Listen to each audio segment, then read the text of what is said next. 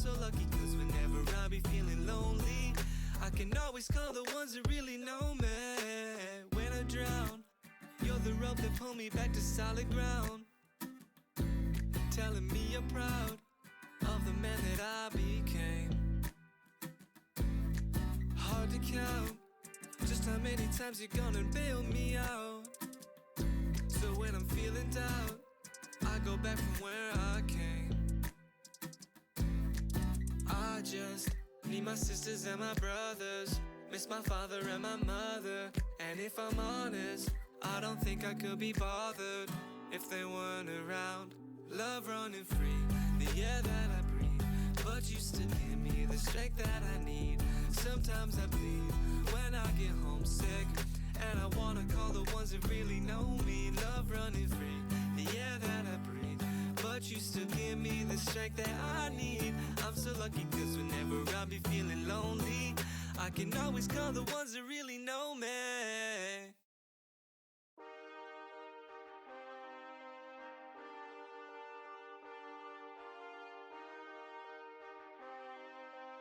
Yo, Sean, you fucking them up on this one. Love, always be the way you want. Try to meet you where you are. Won't always be there when you call. Just leave a message at the tone, but I call back and now you gone. Can't do nothing about it now. It'll never be the same, hope you knew that. I always said love, like it's gonna be forever thing. Put it all above everything. Bring me see better days to a God who don't believe in me. I was afraid of coming out. Couldn't be there when you want. You continued on. Put the needle to your arm. Lost somebody to the drugs. I'm not saying I'm the cause, but all you really need was love. All you really need was love. Love, will always be the way you want. Hello, ladies and gentlemen, and welcome to day number 2 of the World Cup qualifiers for Trackmania Grand League World Cup, man. I'm Hunted here with Thunder. Super excited to be with you all. We have so much Trackmania to get through today. At Thunder, I mean, how you feeling, man? I'd be a fool not to just be ecstatic about this. How could you not be so excited about this? I just tweeted as much literally a moment ago, but we're watching the qualifying for the first Trackmania LAN in years. Yeah. And this is now down to 16 players who are going to duke it out in 4 lobbies. We get to see all of the lobbies play, and it's top to bottom. It's just going to be insane. Yeah, and there's the schedule for you. Obviously, today it's pretty much just the finals.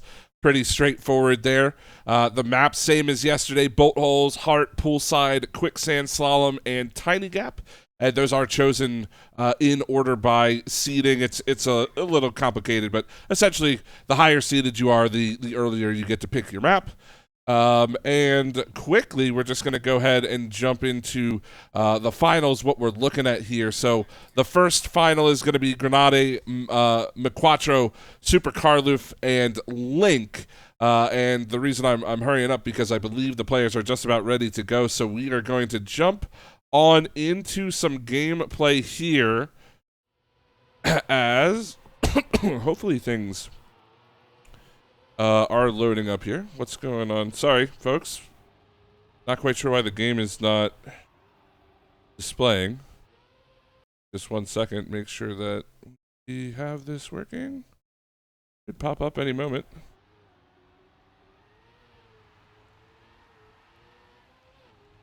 No? Alright, well, we're going to make a quick change then. And sorry, give me just 1 second. In the meantime, Yeah, please. yeah, I would be happy to. Oh, let me reload the page here to the Open Qualifier. I can give you a bit of a radio cast information on the fact that Grenade just won the first round. the very first round of the day on slalom, ahead of Miquatro, Link, and Super Carloof in last place. And as far as qualifiers go, we were talking about it yesterday after the competition was over, about how there were 7 players, because of their performances in Trackmania Grand League events over the season, that were granted a bye through the seeding round, and all 7 of those players got to the quarterfinals. I guess, as you would expect, but there can be upsets. Just not this time around. They all made it through. They're all kind of separated out into different lobbies. Granati, obviously one of those players that's in this one, and I think probably either Miquatro or Link as well. There might be there will either be 1 or 2 of those players in each of these 4 quarterfinal lobbies, and they're still going to remain the favorites until proven otherwise. But I'd love to see some upsets. Yeah, no, absolutely, and we do have the game on your screens here. Sorry about the delay there, but like you said, Granati taking home the first round. Let's see if he can continue that streak, and he does come in just ahead of Miquatro there. Very, very close call, but he does take that one away, so gonna move himself up to 20 points. A hot start here for the lobby favorite. Granati, of course, had a pretty awesome Trackmania Grand League season with the main cast. Some great performances throughout the season, some pretty high earning medals with that new format that got introduced for the spring season most recently. But now, because of the way things panned out toward the end of the season, he's battling it out with the top class of Trackmania League Grand League Challengers players and others who have snuck their way through this Open Qualifier. And it's down to just this. We're down to literally a single match to decide who are going to earn those 8 spots remaining for the World Cup. And it's 8 spots decided by the same format you saw in the round of 32 yesterday. It's 140 points limit to reach finalist, and then the first 2 who get through after reaching finalist are going to play at the first Trackmania LAN in a few years. Right, yeah, the first official Trackmania LAN, certainly. Yeah. As we watch Miquatro take down his first win of the lobby here. Granati coming across in second place, and I just want to make sure that we have everything going as intended. Give me just one moment to make sure that that this gets just a second there. What we'll do, bumped it. Sorry, folks. Should be getting everything squared away now. Miquatro storming out to another lead in the midst of this yet again in the round. And there were players that we saw yesterday start slowly in a lobby and then over time play better and better. And actually, one of them is in this lobby. That was Super Carloof, who was playing in a lobby yesterday, and I remember had a bit of a slow start. And then I think won every round on Tiny Gap to storm out into a lead. Yes. Playing with the likes of Mime and others in that lobby, and had a great time of it. Ooh, Link not having a good time of it on the identity though. There, as everybody's going to jump out ahead. What on earth is happening up at the front of the pack? It's very close there, and that was actually Granati who storms out and gets himself a lead after trailing for a huge portion of that round. Yeah, and he takes his third win of that map, so really jumping out to quite a big lead. We obviously are going to go ahead and switch maps here to map number 2. So 3 map wins, and then obviously that second place finish for Granati there at the end. Really well done from him. Obviously, giving himself a big points lead, and I appreciate you going over the format too. Just because it is a unique one. Obviously, the cup mode different than the TMGL regular season. So, getting up to that 140 points, while it's pretty close all the way through, those big, the big 10 points is obviously what you're shooting for every round. It is, and if you can't, as Granati has done, get second, because he's got 36 points on the board. So the only time he didn't get a first place finish. He secured the most points he could possibly get. That's hugely important here to maintaining that buffer, which is 10 points right now. It's 10 points back to third from second as well. And then Link just 2 points behind that. And today in general, versus the rounds that we watched yesterday, you're just going to see a tighter spread in points in general, because we're down to the top competitors for Trackmania who aren't already qualified for the event. It's just the cream of the crop here. Yeah, absolutely. And we look at Granati here in the first round on Heart. He is going to be leading Link, as looks like Super Carlufe and Quattro both having some troubles towards the back of the pack. But Link keeping up with Granati. He needs some points pretty desperately here. If he can hang on to at least second, that'll be a big 6. But that's a tough corner. He loses a ton of exit speed there. Now it makes the identity so much more difficult.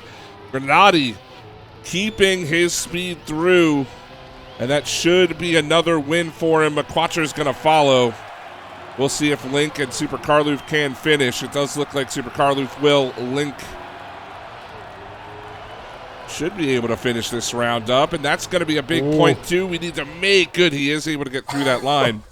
If you don't make it in that time frame, it's I think it's what, 10 seconds after the leader crosses. If you don't make it past, into the goal by that point, you get no points for the round, and that's huge.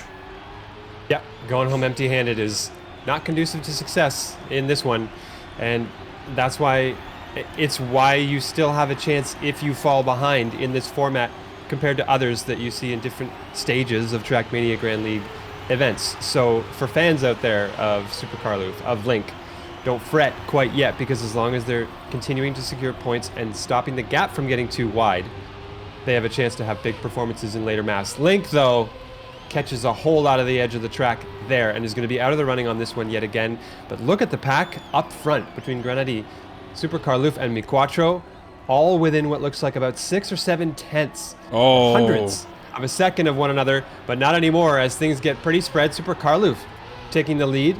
Quattro and Granati barely scraping by to get onto that section of the identity, as they did not have the exit speed they needed. And Super Carlufe is going to nail around here. Granati still getting second place, as that consistency continues to pay off to keep that lead. But a big 10 points this time for the Frenchman in Super Carlufe here, giving him, that's going to bump him up to 30 points. He's getting close to Quattro. And remember, you don't have to win to qualify for the World Cup right now. You just need to be top 2 in the lobby. So while Granati, of course, racing like we expect him to, it's going to come down to that second place final. And I mean, you have to hit 140 points. That is obviously the first goal. Then from there, you need to take down another round win. But just getting to 140 points, it's a bit of a strategy game. Obviously, you want to finish as high as possible. But, making sure that you beat the critical opponent that you're racing against, which to me would be Quattro and Super Carlufe right now, battling for that second place.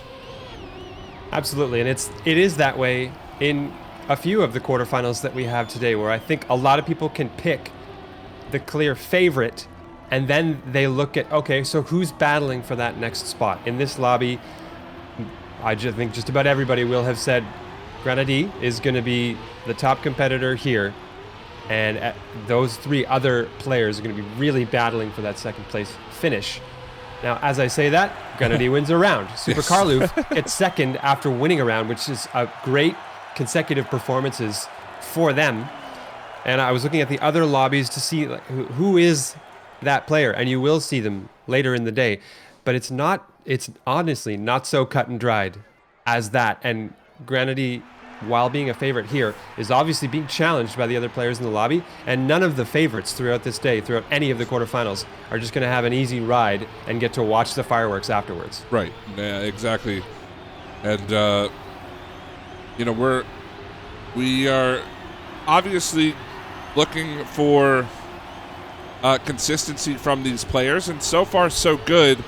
Link struggling a little bit to find his pacing here on the first couple of maps. Heart, definitely a map these players have experience on. And I believe this would have been Quattro's pick as you see him racing out towards the front of the pack this time around. But, you know, the pack certainly staying close together, only separated by a 10.5 here. So it closes quite quickly. Everybody, it does look like Link. Unfortunately, that's going to be a bump from Super Carloof as well. Ooh. Grenady unable to keep things together. And it looks like McQuattro goes from third to first. And he'll take down the final round of Heart. He will indeed. And yet again, Grenady still manages to hold down a position in the top 2. It's so hard to beat consistency like that. It really is. They never fully stumble. It's always, all right, well, if you're going to take away those 10 points from me, I'm still going to keep building this lead that I have, or at least keeping the gap as big as I can. It makes it seem impossible to try and come back when you never see Grenady coming in 3rd or 4th place in the lobby. But these are big wins coming through for the likes of Carl, McQuattro, and we've yet to see one from Link, which is why you see him floating so low down on that leaderboard, and the gap is getting a little bit worrisome. I would say now it's extended to more than 10 points as Link sits pretty uncomfortably at the back there. Yeah, I wonder what this map in bolt holes, who this favors here in this group. Obviously, you expect Grenady to be fast, but I have a feeling it can kind of if Link can find his pacing towards the front of this map or towards the beginning of this map, I think this could be a way for him to come back. And you can see him right there. He's already out in front, takes that plastic, the plastic quarter pipe really, really well. And he's got a ton of exit speed now coming down through this sweeping turn. And this is kind of what I expected from Link. If he can keep this pace throughout all 4. Now, this jump is a little bit awkward. You saw him kind of take that wider line. It is going to allow the group to group up a little bit more, but Link continues to lead here, and he's holding on to this lead by quite a margin. It's the most convincing performance we've seen from Link thus far, but I feel I'm in major speak too soon territory on that one because I've watched too much Trackmania to know that that's safe. We got to watch how this identity in particular goes. Bolt holes is a particularly volatile one, and we've seen a lot of leaderboard shakeups happen at the tail end of this map. So let's go into that identity here as we pass through that narrow hollow gate. And the next, we're onto the identity now with the eponymous bolt holes. Ooh, that was close for Grenady. Link, I think a touch on the wall there. He has to relinquish the lead as Grenady storms out in front. And I think they're going to take the round here as well, almost hitting the top of the finish. CP, but Grenady does take it. Carloof 2nd and Link dropped, unfortunately, to 3rd on that one. Dropping what would have been a crucial round for them, and instead having to settle with only 4 points for that round. Yeah, you saw him take that straighter line, maybe just not confident in the identity, maybe thinking that his lead was good enough, but the straight line ends up being a bit too wide, and he just can't quite hang on. So a bit of a disappointment there in round 1, but Link again out to a pretty decent lead, though. Grenady does close the gap. I think Link maybe just taking that turn a little bit too wide, couldn't quite get the pace out of the exit of that turn. Somebody was vertical there for a second. I believe that was Super Carloof. Yeah, it was. McQuattro is going to take that second place. So Super Carloof hoping for maybe a repeat performance from the leaders going into the identity, try to give him an opportunity to make up some points here, but it looks like it's going to come down to Grenady and McQuattro, especially with that bump from Link. Yeah, that's going to, barring catastrophe in the identity, put them out of the running. So let's watch the race here between McQuattro and Grenady, as McQuattro has a fantastic exit out of that slowed down section as we go into the identity, but Grenady does maintain that lead. Ooh, that was close there for McQuattro, risking it a little bit on the speed going into the first jump, but I think it's paying off going into the second one. If they could throw this correctly, it's so close, but McQuattro grabs it a 10th ahead of Grenady, and Carloof and Link both quite a ways back as they had each made crucial mistakes earlier in the round. And that's 2 rounds in a row that we have seen the leader just take a straighter line through the initial bolt hole, and then the chaser, or whatever, if you will, the second place player takes that more aggressive diagonal line, and both times now the player with the more aggressive line has come out ahead. So we'll see if that changes the strategy for the front runner here. I would imagine so. You don't want to be giving up your lead, obviously in that identity there. And that first line, if you carry all that speed with that kind of diagonal jump, can definitely give you the advantage if your opponent's unwilling to go for it. And no player who aspires to qualify for an event like the Trackmania Grand League World Cup is going to get there without taking risks. That factor is literally what makes Trackmania esports exciting, is that there are no safe routes to being a champion and a top performer in this game. And you see that the players that are willing to take risks and be confident that they can drive them consistently is what's going to put them over the top, because the safest route just isn't fast enough when you're playing against players at this level. And it's evidenced really well, as you say, by an identity like bolt holes, where those small changes in technique eke you out a couple of extra tenths. Speaking of extra tenths, no! 3/1000ths of a second. Okay, never mind. Not tenths, not hundredths. We're talking about thousandths here. As Miquatro gets the win, that's 2 in a row. Yes, for him. Big wins in a row. Yes. Wow. So Grenati is going to be starting to sweat a little bit here. The points total and limit for finalist 140. Grenati is still 50 points away from that, and Miquatro is closing in with stringing together wins like this. Yes. This could get really interesting, especially if the next map also favors the playstyle of anybody except Grenati, I guess you could say. And the big question too is how does Super Carloof try to come back from this as well? Remember, it's the top 2 who move on, and now it's a 20-point gap between him and Miquatro, and he barely finished the last run, had a couple of minor mistakes that set him back, and now he's going to be trailing the pack right here as well as we go on board with Link, see if he can't track down the leaders and get some more points on the board. Yeah, this is danger territory now for Link, and he, again, through that section, hits the inside wall. It's going to come down to Grenati and Miquatro yet again.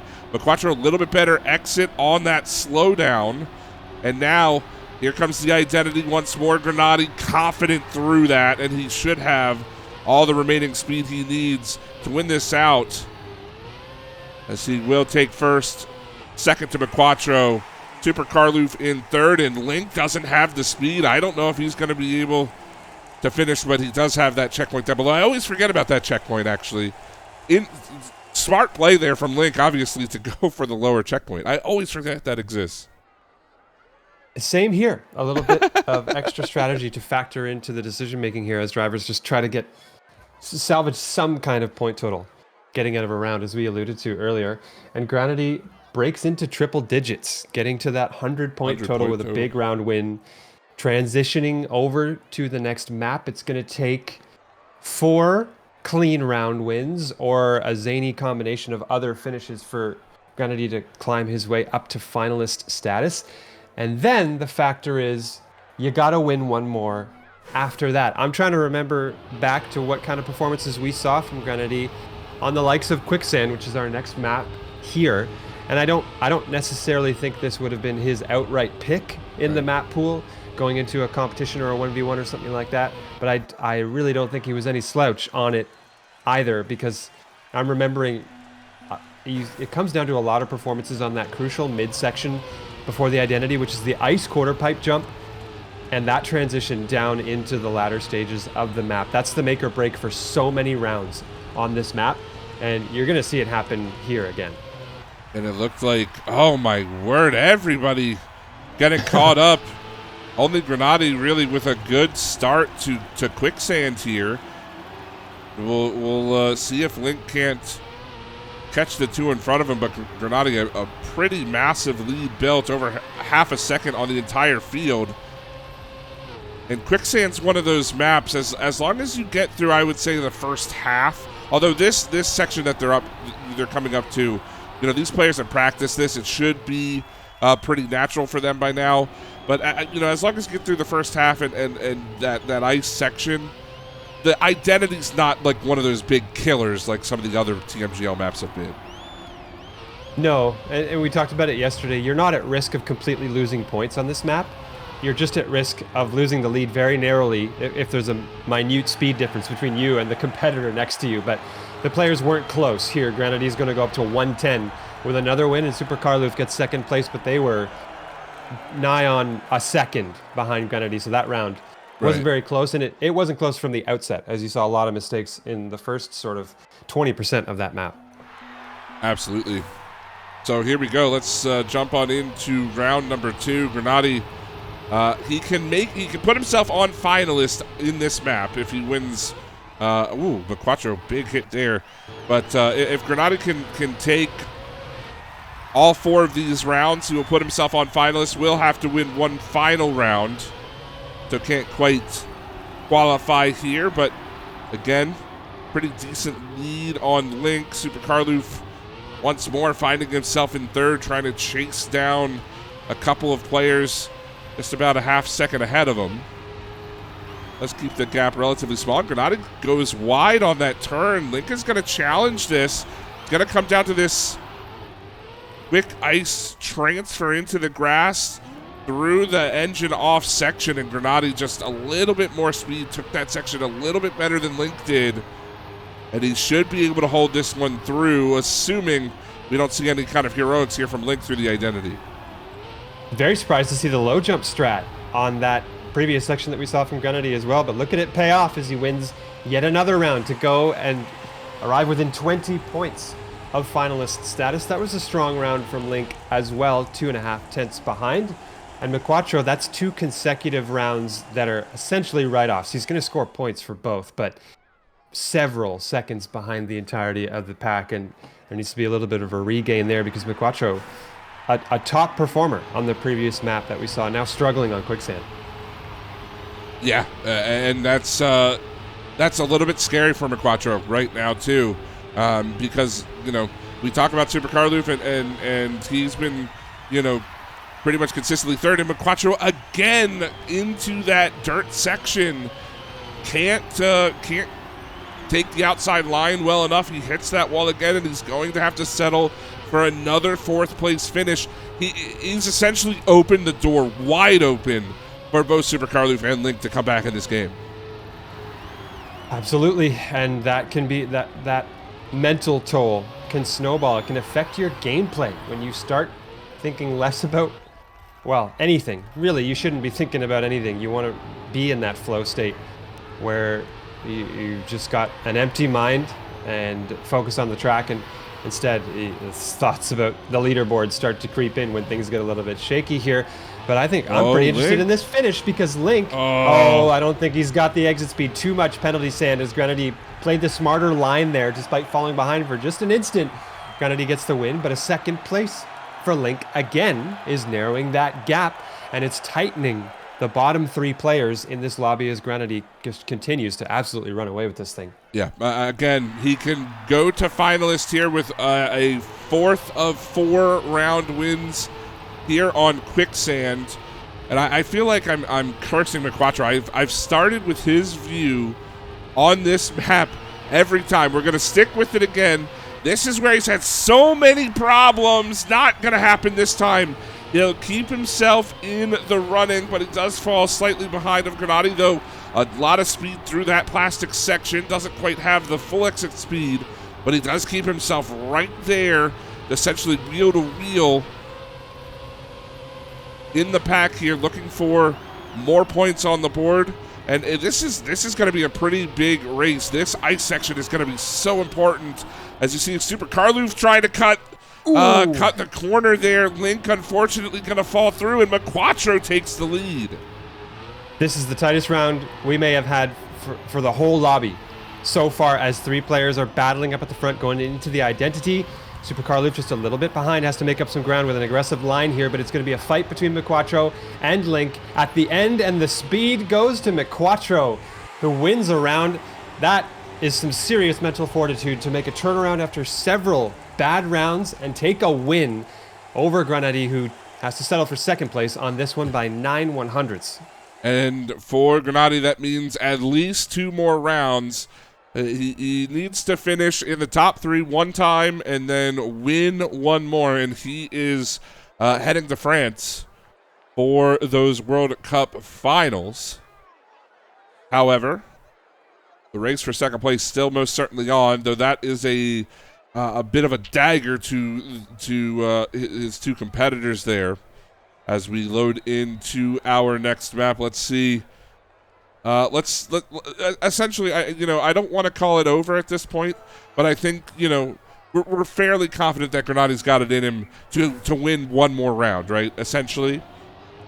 And I would say so, yeah. But I think it's pretty interesting now that he has to win 2 instead of 1 on this map. That loss at the end of Quicksand makes it, I would say, just a hair more interesting going into Tiny Gap. It requires 2 wins on this map, and on a map that has ruined plenty of run over the months in Trackmania Grand League.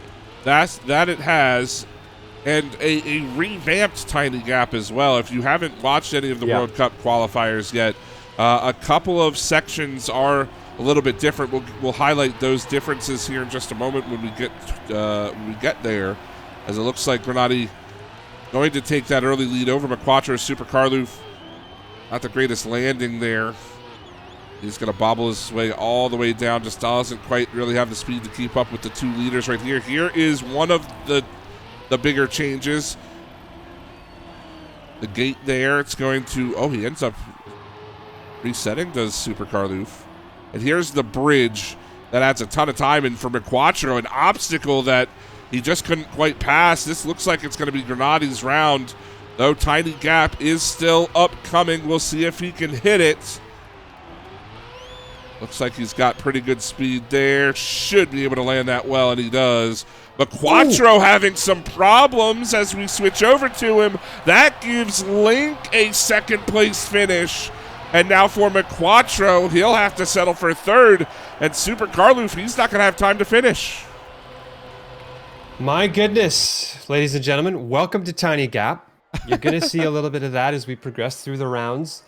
And you're also going to see that red text finally pop up as Granati is 1 round win away from the Trackmania Grand League World Cup. A berth into Stade France, that amazing venue. Yes. And I just, even though I'm watching from home, I am over the moon about getting to see that competition and what we're going to see from it. And that's me as a spectator. I cannot imagine the pressure right now on Granati to close out this round.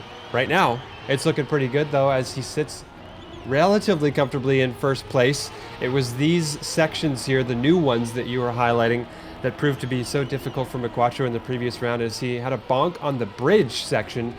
And, a little too low, I think, on the jump for Granati. McQuattro is going to take the lead going into the water dive. So close between the 2. Granati can sense it. And this is eerily similar to the end of the Trackmania Grand League spring season, where 2 players were separated by thousandths of a second. Let's watch how the identity unfolds as McQuattro goes in first, and they're going to deny Granati that berth. Granati's going to have to wait a little bit longer, but I don't think wait is the right term. You've got to seize this thing, because you let too many rounds go in a row, and suddenly the doubt might start to creep in. Yeah, and not only did he concede 1st place too, but Link sneaks in there for a 2nd place finish as well. So he's clawing his way back up. Super Carloof really struggling right now to find his footing here on Tiny Gap, and he at the moment is the closest player to challenge McQuattro for 2nd. McQuattro, he's in striking distance. 3 more round wins, and he will be in that finalist position. So still some pressure building across the lobby, of course. Granati in that finalist mode right now, needs 1 round win. McQuattro is all over him, however, looking to deny this and give himself as many points as he can gather. These 10-point rounds, man, they are so crucial to giving you space when you need it. We'll see if McQuattro can chase down Granati. It's essentially an identical finish to what we had, though. Granati with a little bit more room. McQuattro's going to come into Tiny Gap. not going to be able to overtake Grenade, and that will be our first qualified player in these qualifiers to move through. Congratulations to Grenade, but now McQuattro within striking distance of second place. And securing second place in that round, incredibly important as well for McQuattro. It's about steely nerves at this point to maintain the lead that McQuattro has built for himself and close this thing out. It's not going to happen on Tiny Gap. It may have to wait a few maps for that to happen, depending on how the results shake out. But at the very least, and as you said, a huge congratulations to Grenady for securing a spot at the Grand League World Cup in July. After a great performance in Trackmania Grand League this season, I would say a very well-deserving player to see among those 16 that are going to be there. And McQuattro, as we were talking about earlier, he's got to keep his act together here because he's now trailing his two co-competitors in this lobby.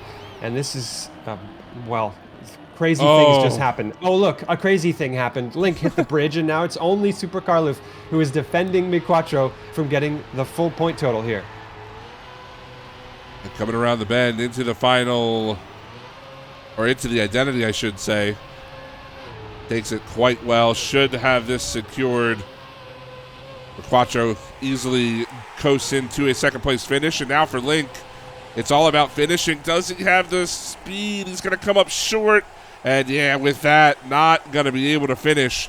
Tough round for Link. No points on the board. And now you're not losing 3 points. You're losing 4 every time you don't finish here, at the very minimum. It's all the more impactful with Grenady bursting his way through into first place. A map transition here as we're going to move over to Slalom now. A shakeup in the map pool compared to what we saw during the Trackmania fall and winter seasons. It's great to have this map back and played by a different class of players, people who might be more or less familiar with it in a competitive environment. But well, however it shakes out, right now McQuattro has a huge lead over Super Carloof, who has a huge lead over Link. A lot of separation between the three players that remain. So obviously our expectation here is that McQuattro gets through, I would say. And I saw him practicing slalom a little earlier. I think the consistency is there, but it's the nerves that have to be there. Consistency is great when you're warming up and not competing yet, but it's a different story when you get into the high pressure cooker environment like they're in now. Yep, underway with slalom here. Haven't seen this map yet today, or was this map number 1? Now I think this was our first map of the day, correct? It may very well have been, actually. Yeah, because I think it definitely was. I believe it was. Right. Yeah. We've run the table at this point, and we're looping all the way back to the top of the order, back to the top, and I believe it was Grenade's map pick, as Link is pretty much all by himself here. Yeah, he's got a huge lead, 4 seconds on both Super Carloof and McQuattro. We'll see if he can hold on to it. Coming down through the ice slalom here with this penalty snow, it can be a little bit of a dramatic finish, but all players taking that one quite easily. So a reverse of the current standings is how we finish round number 1 on our second run through here of slalom. So good points there from Link. That really helps him try to build his way back into this series.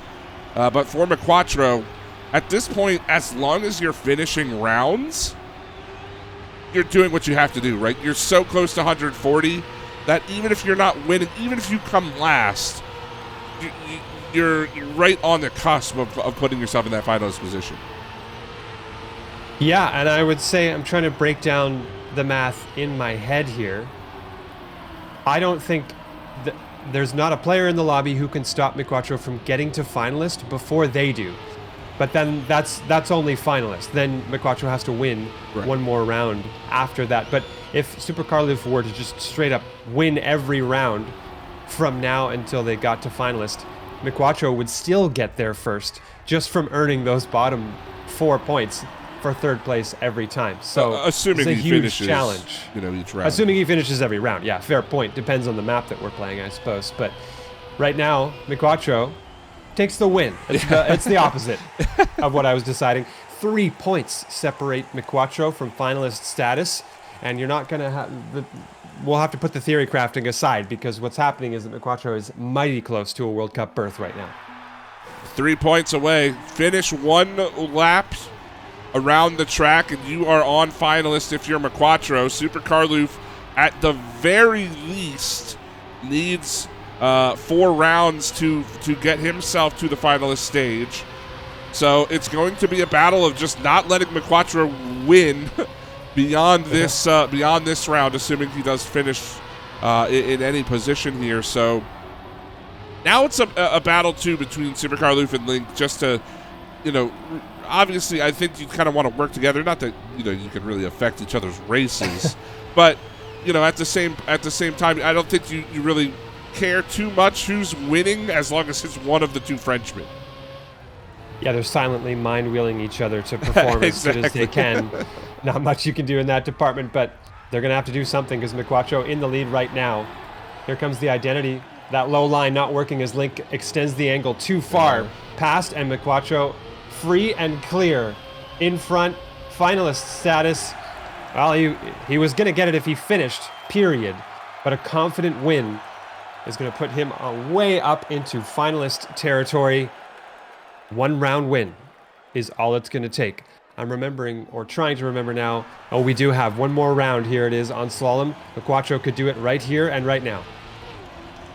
Here we go. McQuattro's been really fast on this map. And he, obviously the most recent round winner. Oh, he will be trailing Link this time around.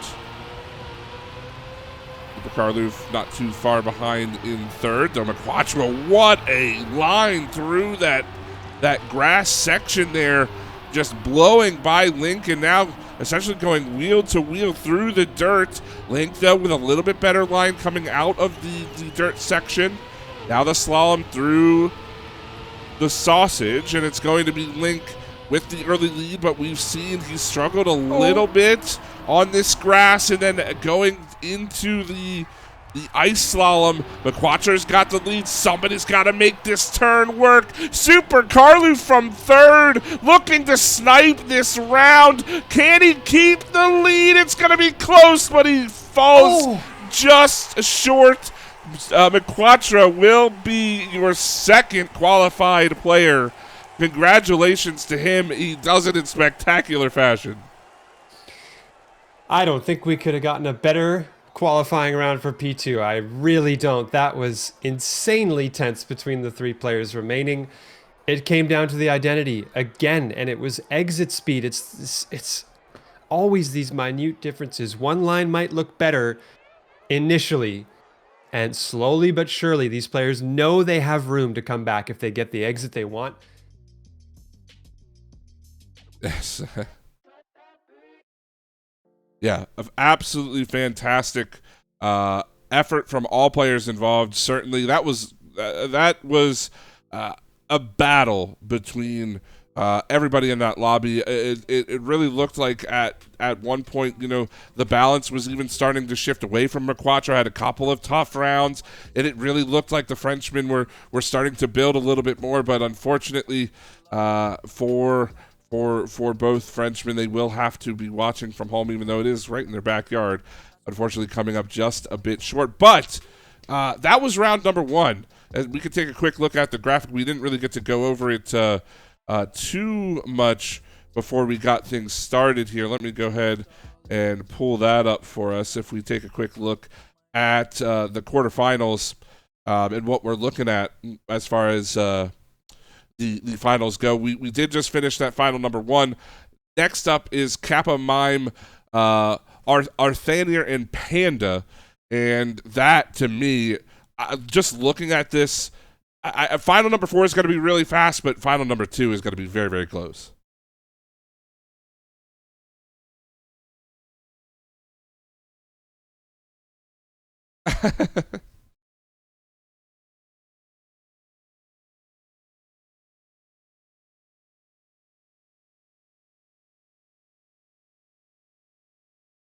Right. Because yeah, you take a look at Final 2 there, and you're like, okay, so Kappa and Mime are going to be playing in the Trackmania Grand League World Cup, but I want Arthur and Panda to have something to say about that, as is the case with all 4 of the matches that we've got today. And I'm very curious to see. I think Arthur, probably the player who potentially could be least familiar to at least myself and most people who look at the class of players that are remaining here.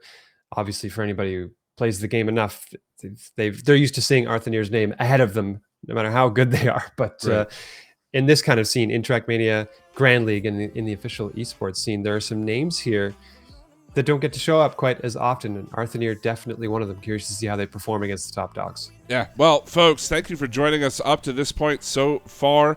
We are going to take a short break just to get everything underway for round number 2. Don't go anywhere. Now, I'm assuming I'm going to have to get word. We might have like a bit of an extended break here because there's 20 minutes to the top of the hour. I know that their schedule says 6 p.m. CST is the start time for final number 2, so it may be a bit of an extended break. Obviously we'll come back if anything does change a little bit earlier. But thanks for sticking around, and we'll be back in just a couple of minutes. So keep it here.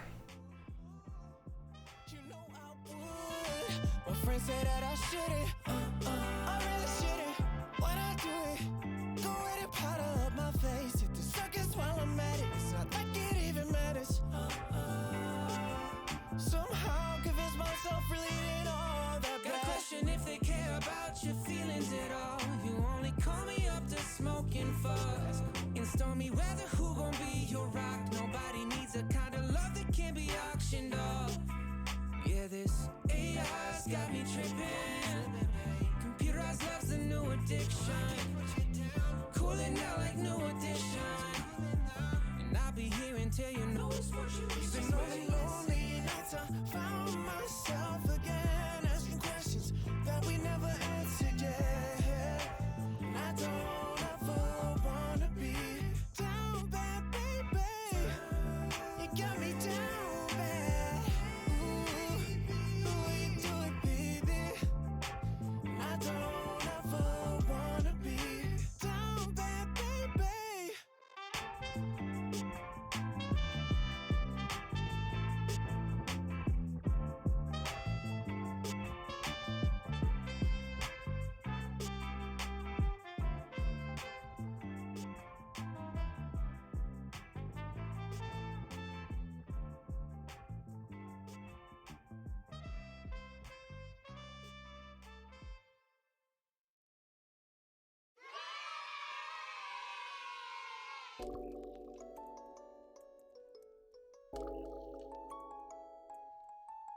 Back to the past.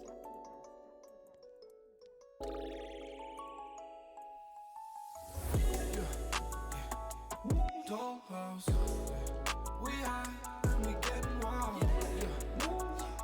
In the dollhouse, dollhouse. I've been sleeping in the doghouse. She got a mansion we can go around.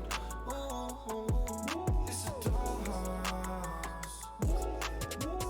30 minutes just to show her the door to a bedroom. Strangers trying to pull me some more. I just met you. I don't want to say it ain't yours and upset you, but what do your rents do? Ooh. Finish the bottle, pop another one. Way too rich for 21. By the moon and sun if you let them. Never thought I'd see a Barbie doll till I met one. Yeah.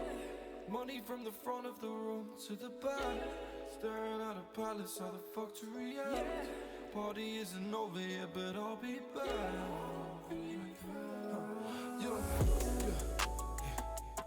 Dollhouse, we high and we getting wild.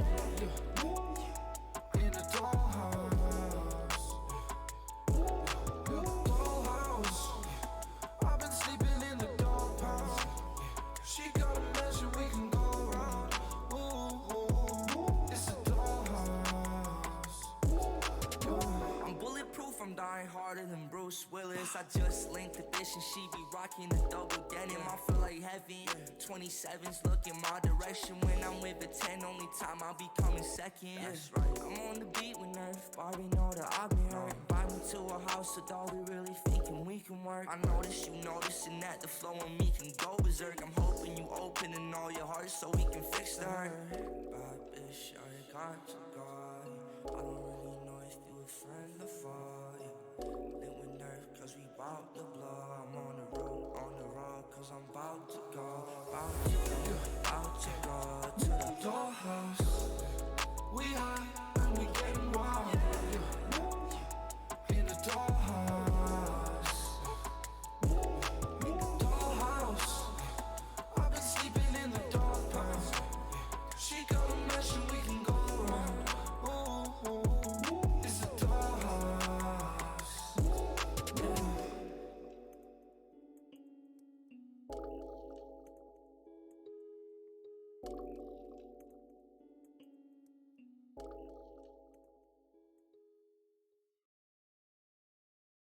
Place your hands in mine. Why do you believe your eyes? Don't you know they're lying? Save your shot and look at me. I've been there to believe me. It's not worth it leaving. We loved and we learned that life can take turns. Too many crash and burn, still we feel nothing. If you could see beyond your belief, drink of life's energy, would you keep on going? Going, you know I hope you do, 'cause I see what's inside of you. A heart of strength and love. When it gets tough, when your head says it's had enough, you're a heart of strength and love.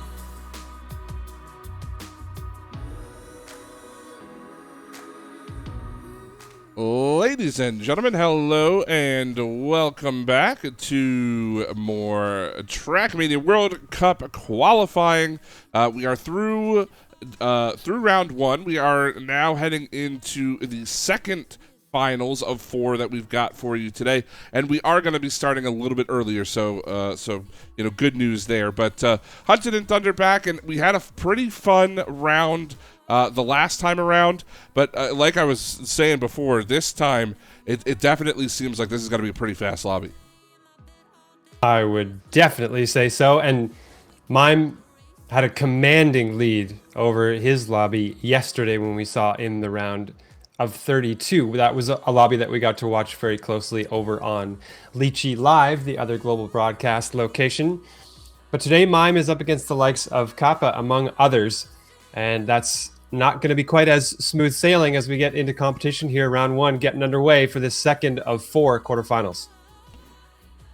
We are just about ready to jump on into things here, as we've got a name that you know, I think we as casters or analysts, whatever, kind of counted him out relatively early in the qualifying session in Arthania, and here he is competing for a spot at Worlds right now. But pretty stacked lobby, as you see Kappa taking a little bit of a lead there, but this is quite the group to start Heart right now. It's going to come down. Oh, that was a big hit. I believe that was Arthania there, unfortunately. So it looks like it's just going to be a battle between Mime and Kappa. As the scriptures say, I guess, about this lobby, it's gonna be a lot of battles between those two. This one, won by Mime, 0.2 of a second, the gap between first and second place. As the first points get locked in this second quarterfinal, Mime's gonna take the lead.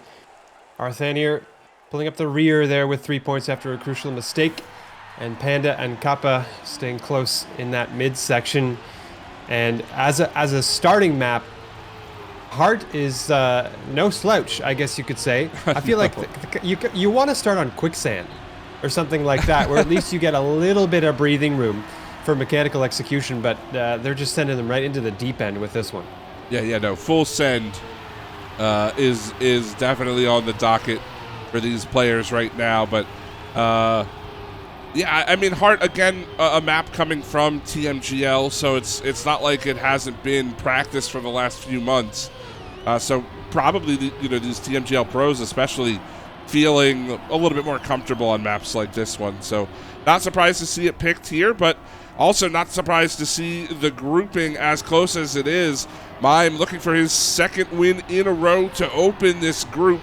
Panda is giving chase.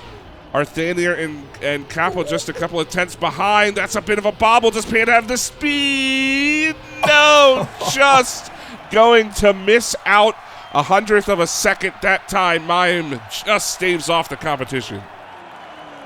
Wow. Well, I defy anyone to judge Panda for a lack of full send on that identity. Insanely close to losing a tire on that angled section that jumps up to the final platform. I don't know how they managed to salvage that one and almost win the round. Yeah. But Mime somehow still scrapes out that win, gets 20 points, and it's a similar start to what Grenady had in our previous quarterfinal with a couple of consecutive wins. Oh. No, I'm completely wrong about that. No, I'm wrong. I'm right. I'm wrong.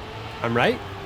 I see 20 points and 10 points, and it's literally destroying my brain. But I think that's because Panda Yes. got second and third, yes. amounting to 10 points. Correct. So, yeah. Yes, Never mind. Mime is the only yeah. winner so far in this lobby, with sitting at 20 points as we are in round number 3. Oh, that's going to be a bit of a shake-up there as Mime balking off that pole. So here we go.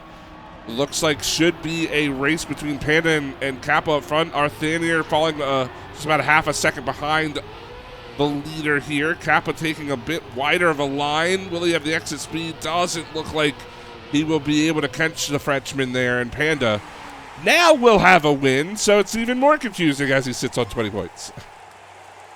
Well, to be fair, Hunted, it shouldn't be. I mean, we're what? We were 3 rounds into the competition, and already I can't keep up with the math. So I think it's perfectly straightforward for anyone who has a brain stem. But that's not Thunder today, apparently. Let's get into round 4 of Heart. This is going to be the last round of this map before we transition to a new one. Just real quick, I mean, we talk about consistency in this game mode, right? Mime, 2 wins and a last place finish. He is only 3 points ahead of Panda, who has only 1 win but has consistently finished not last, if that makes sense. So yeah, that paints a picture about it's kind of that close when you kind of put it into perspective like that. Exactly, and we didn't see that as much in the previous lobby. It was a class of 2 players who were earning a lot of the round wins. Super Carloof and especially Link didn't get much in the way of outright round wins for themselves, and it made the leaderboard a little bit more predictable. But this is a serious shakeup so far, and this round, however, is Mime way out in front by 2.5, probably 3/10 by the time this thing is said and done. Oh, never mind. He catches the up ramp, hits the edge, cases it, and Arthanier is going to grab a round win off the back of a mechanical mistake late on the identity. Wow. And as you saw there, all 3 players finishing ahead of Mime, who was leading pretty much that entire run. And now look at how close the leaderboard is. All of a sudden, Mime not enjoying much of a lead anymore, up to 26 points, doing well to win 2 rounds. But since then, 2 last place finishes, and we're separated, I think, by 5 points across the board heading into map number 2.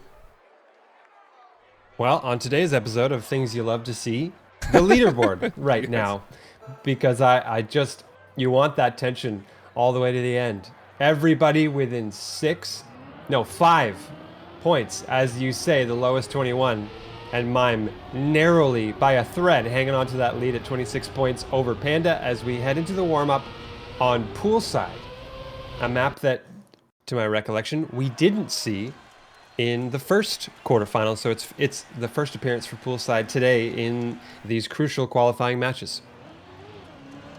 Well, let's go racing on Poolside now. Again, Mime taking the first 2 victories and then conceding 1 to Panda, 1 to Arthanier. And you look at a player like Kappa, and the fact that we played an entire map and he doesn't have a round win to his name, and he's not going to come up with one here as he takes that inside line too far. Ends up touching the dirt just a bit too close to that wall, and now it's a three-man race for first. Mime with a little bit better exit speed. The Panda and Arthanier not too far behind here. Heading into the second dirt section. We come up to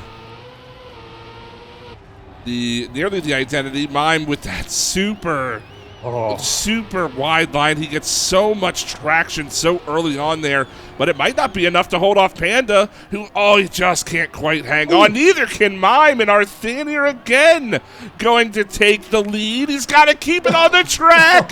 What is going on? Panda comes through to snipe first. Unbelievable finish. Nobody can keep it on the track, and Mime, for 3 straight rounds, finishes in the last position. Yeah, we're going to need a cleanup crew on the identity for poolside to get the paint off of the various walls, pillars, and all other surfaces after that round. No less than 3 players bonking on different sections. The lead traded in the span of, had to have been 5 seconds, the lead traded 3 times, and we didn't know who was going to win that round. Panda comes sliding through in the late stages, leading now 5 points over Mime. Arthanier 27 is at the back, and no, Kappa actually in last place. A former world champion in Trackmania is fighting desperately to just have a chance to be a world champion again.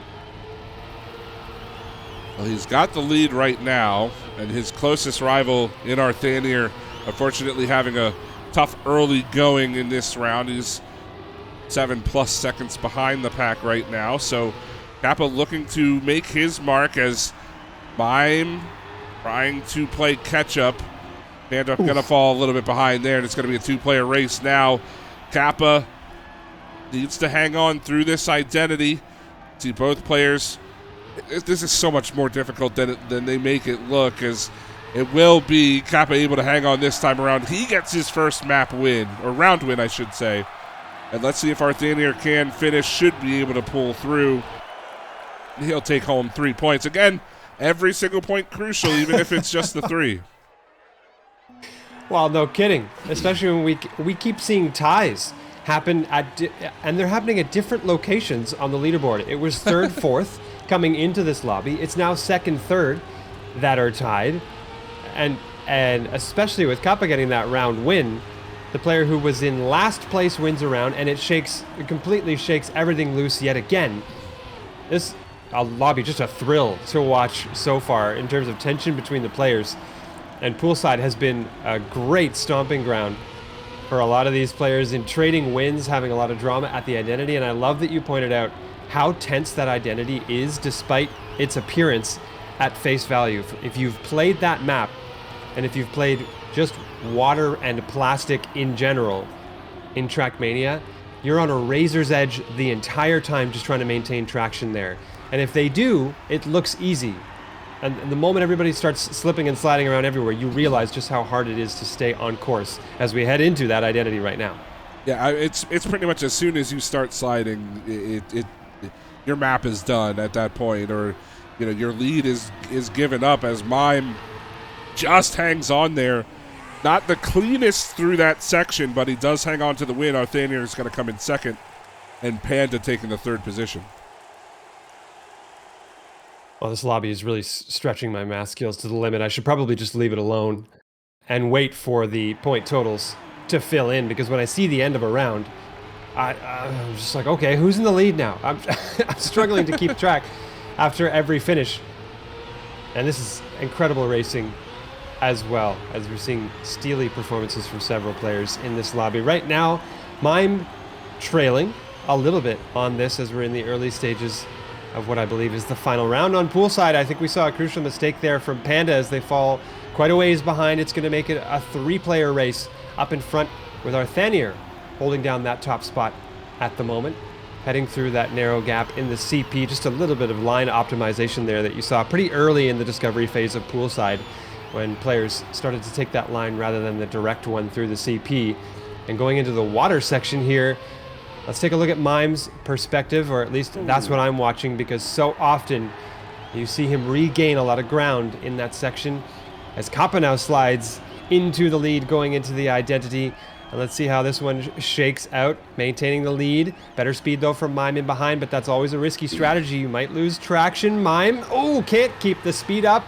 And Kappa is going to take the win there over Mime, followed by Arthanier and Panda. Makes it through? Question mark. Yes, they do, as the points took a while to be awarded to them there, but all players scoring points yet again. Now it's an 11-point spread between 11. first and last. Through the map, too. Wow. I mean, it is insane. The point that we are getting to. I'm sorry, allergies are killing me today, man. Just that. Oh, that's spring. Just that time of the year right now, unfortunately. But Yep. we will push on just as the players continue to push on here, and we go to bolt holes, which now we saw some drama a little bit in that last group, right? Again, we're going to talk about it all day long. The line you decide to take through the first jump in the identity really can kind of make or break your run there, especially when the pack is as tight as they normally are going into that final stretch.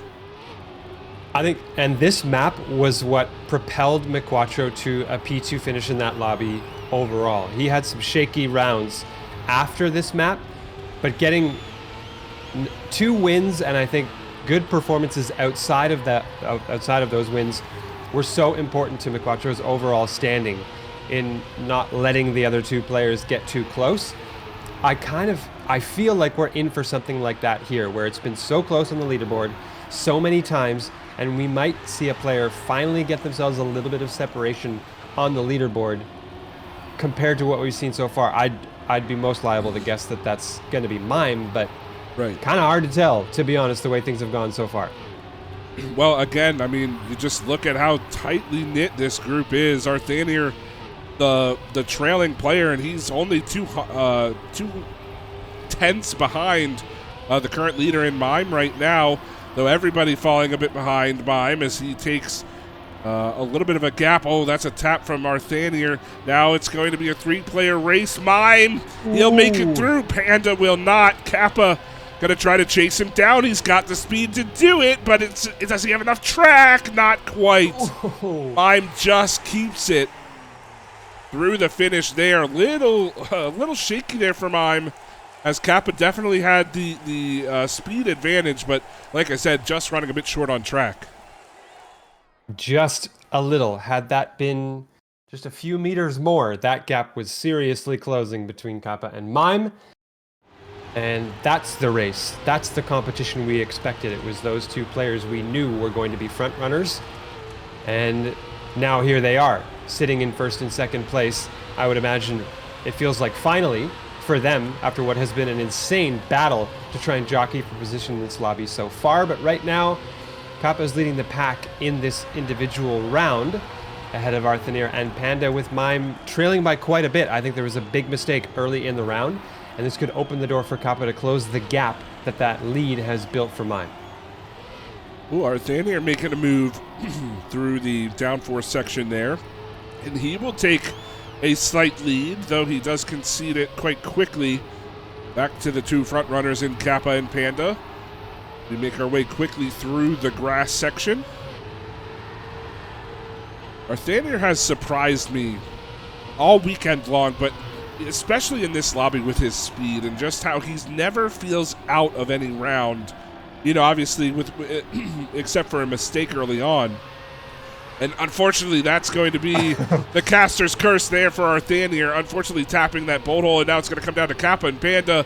Kappa should just be able to keep it on, and he will. Now as Mime crosses the line, Arthanier will do the same.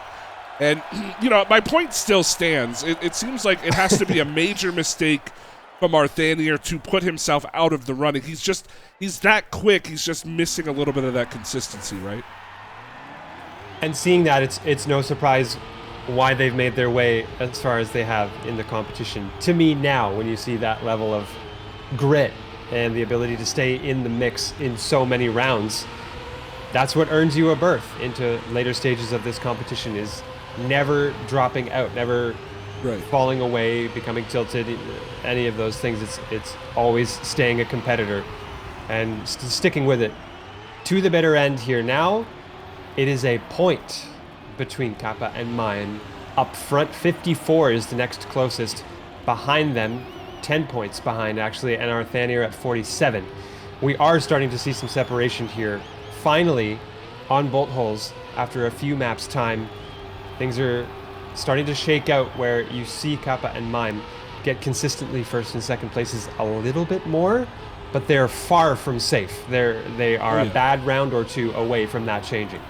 Well, speaking of a bad round, I mean, Kappa is currently sitting in last place right now, though he is very, very close to Arthanier. Could look to overtake as Mime off the identity.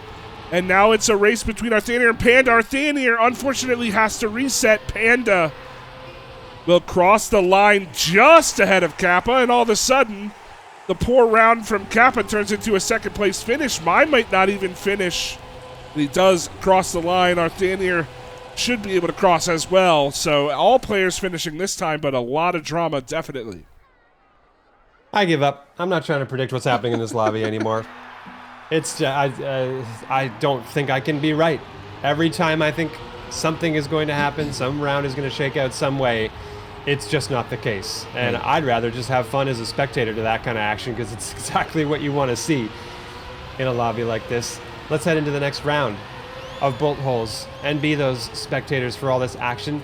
Look at the tight pack here in the initial stages of the map. You're starting to get into the sections like this quarter pipe jump where you'll see the gaps start to open up here. That's a very low jump from Kappa, but a nice section there from Mime as well, as they're wheel to wheel going into the reactor boost, quarter pipe, power slide, insert, Trackmania turn here. There's a lot of stuff going on mechanically in that section. It used to be even crazier when they had to neo slide on the inside of a hole in the track before they made that alteration to it about midway through the Trackmania Grand League season. But it is our Grand League competitors, Kappa and Mime, up front, separated through that CP by 4/100ths of a second. And Mime did have the lead in the previous round. It's all about these bolt holes, the identity coming up here. A straight line from Mime's not gonna cut it again. Kappa hits it at the angle. It's gonna hit the next jump at the angle as well, and I think we'll have a perfect setup to come flying through and win the round with a new best time in the lobby as well, a 118.032 to extend the lead over Mime. It was 1 point, and it's gonna be 4 now after that round. Yeah, and maybe Mime's strategy is to just avoid this map at all costs. He seems to really struggle with that identity. Just a couple of first place finishes, just can't seem to finish it off, and turns into a couple of rounds I'm sure he will want to forget as we head into our next map this time. So hopefully for Mime, maybe can try to put those out of his mind a little bit now. Get back to what you were doing coming in, as Tiny Gap going to be the next map played here. And we talked about it in the last lobby. There's certainly a lot of drama when it comes to the identity, similar to the map we just watched. But these players, again, should have, should have the ability to be rather consistent on this, especially with how much they've practiced over the last few months. Well, they can't do it with their shades on anymore because we're at nighttime now, for those who are familiar with the older version of Tiny Gap. I love this nighttime variant. It suits the accents and all the lighting, everything perfectly done here on this Japanese-themed map for the World Cup. We're in Japan now for this map too, so... We are indeed. Pagodas abound around this map now. As we're checking out the run through, all 4 players very tight on round number 1 here. It's Kappa falling a little bit behind with a shaky landing. They would have liked to have caught all 4 tires a little bit more simultaneously. This quarter pipe jump usually separates out a few folks, though, depending on how low you're willing to risk on that one. Arthanier and Mime very tight. Up at the front going into the water dive. They're going to stay tight. And this really is going to come down to execution on the identity. If not for Mime having a little bit of nice extra exit speed for themselves here. going into the identity. Another shake in the leaderboard says Kappa's going to fly into second place. Is going to try to steal first. No, he catches the chevron. That tiny sign at the top is going to cost him the entire round. He will limp across the finish line with only 3 points to his name, and Mime is going to win one out. All right, maybe the strat is to just never lead the lobby. Just don't have the most points, and you'll be okay. As Kappa, a 1 point advantage over Mime right now. Panda not too far behind himself. Arthanier maybe starting to panic a little bit, but there's still so much Trackmania left to play. And Arthanier, again, has been fast through the early sections of Tiny Gap. He did have a bit of a bobble right at the end heading into the identity, and that kind of threw off his first round here. But again, he's keeping up with the pace of some of the best players in the world right now, and he's keeping himself in this competition, which is the biggest thing that we need to see from him right now. But a victory could go quite a long way for him. He's got, or he's in a battle right now with Mime as they enter the water section, and they are going to continue to go wheel to wheel into the dirt, though Mime a little bit better of a line. Will Arthanier try to cut this? He does, but Mime just keeps it ahead.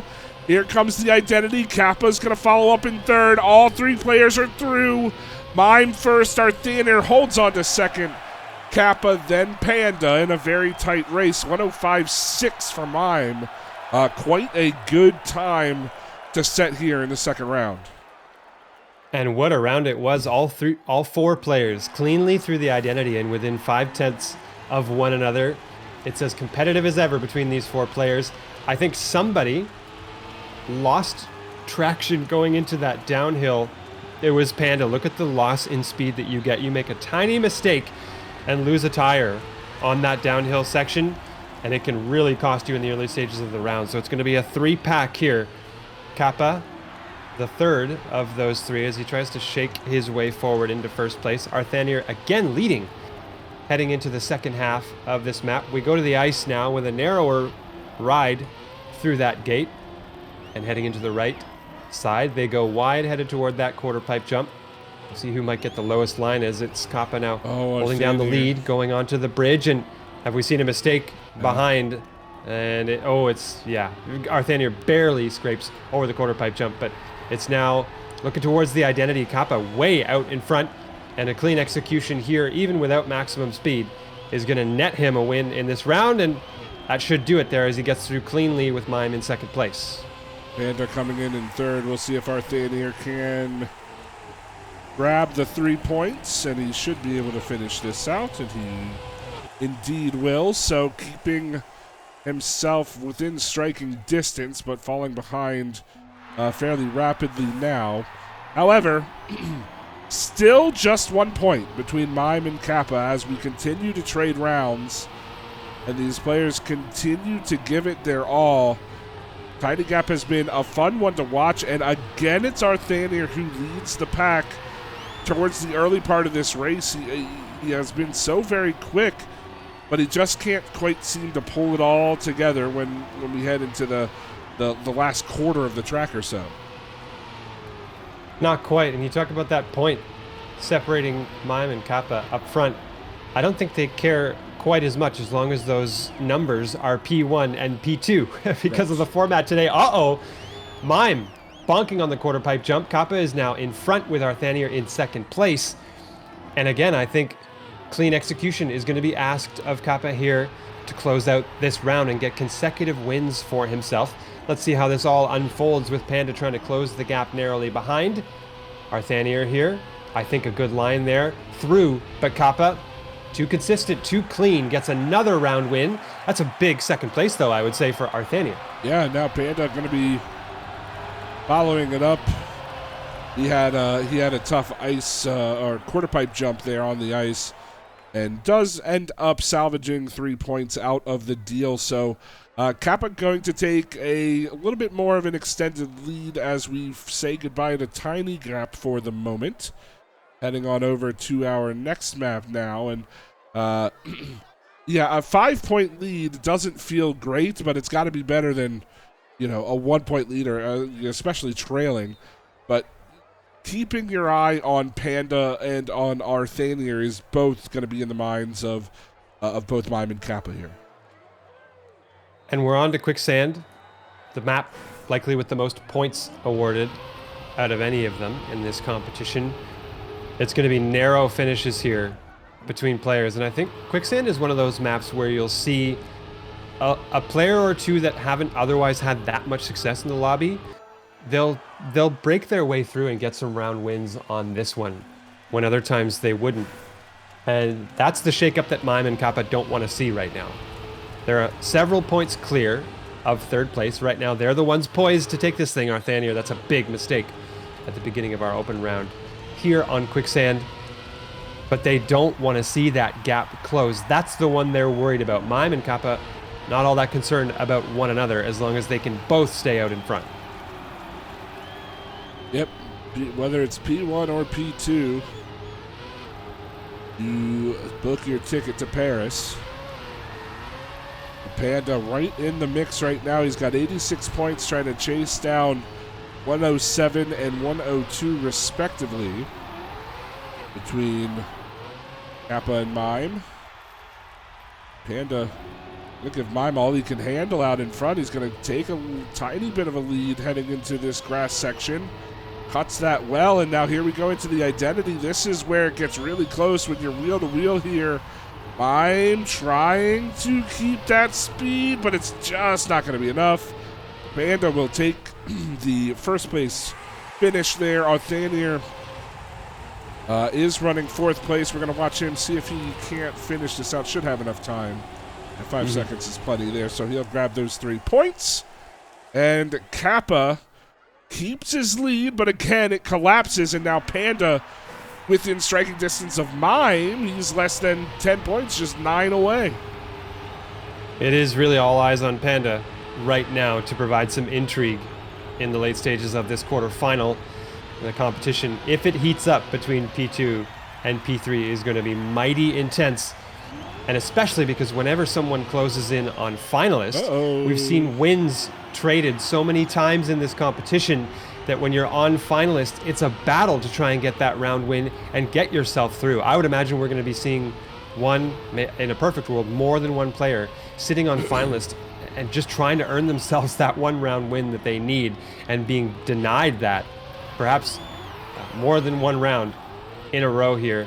And those finalists right now look to be Mime and Kappa, and Arthanier really the only one that could stop Mime right now and cause yet another shakeup in the leaderboard as we head into the identity. Mime is going to hold on to that lead. Arthanier very tightly inside, grabbing a lot of penalty dirt. I think Mime's got the speed to hold on to this lead. They're going to get the win. Arthanier in second, Kappa third, and Panda way behind does still score points. But Arthanier now is on a real campaign not to let this thing slip away. Well, it grabs 6 points, does Arthanier. 99 sitting now for Panda, trying to cross that triple-digit threshold. Assuming he finishes here, he should definitely be in the hunt for 140. As Arthanier, unfortunately, a bit of an early mistake there, going to take him out of the running for the time being. As Mime and Panda do battle, Kappa watching it develop in front of him.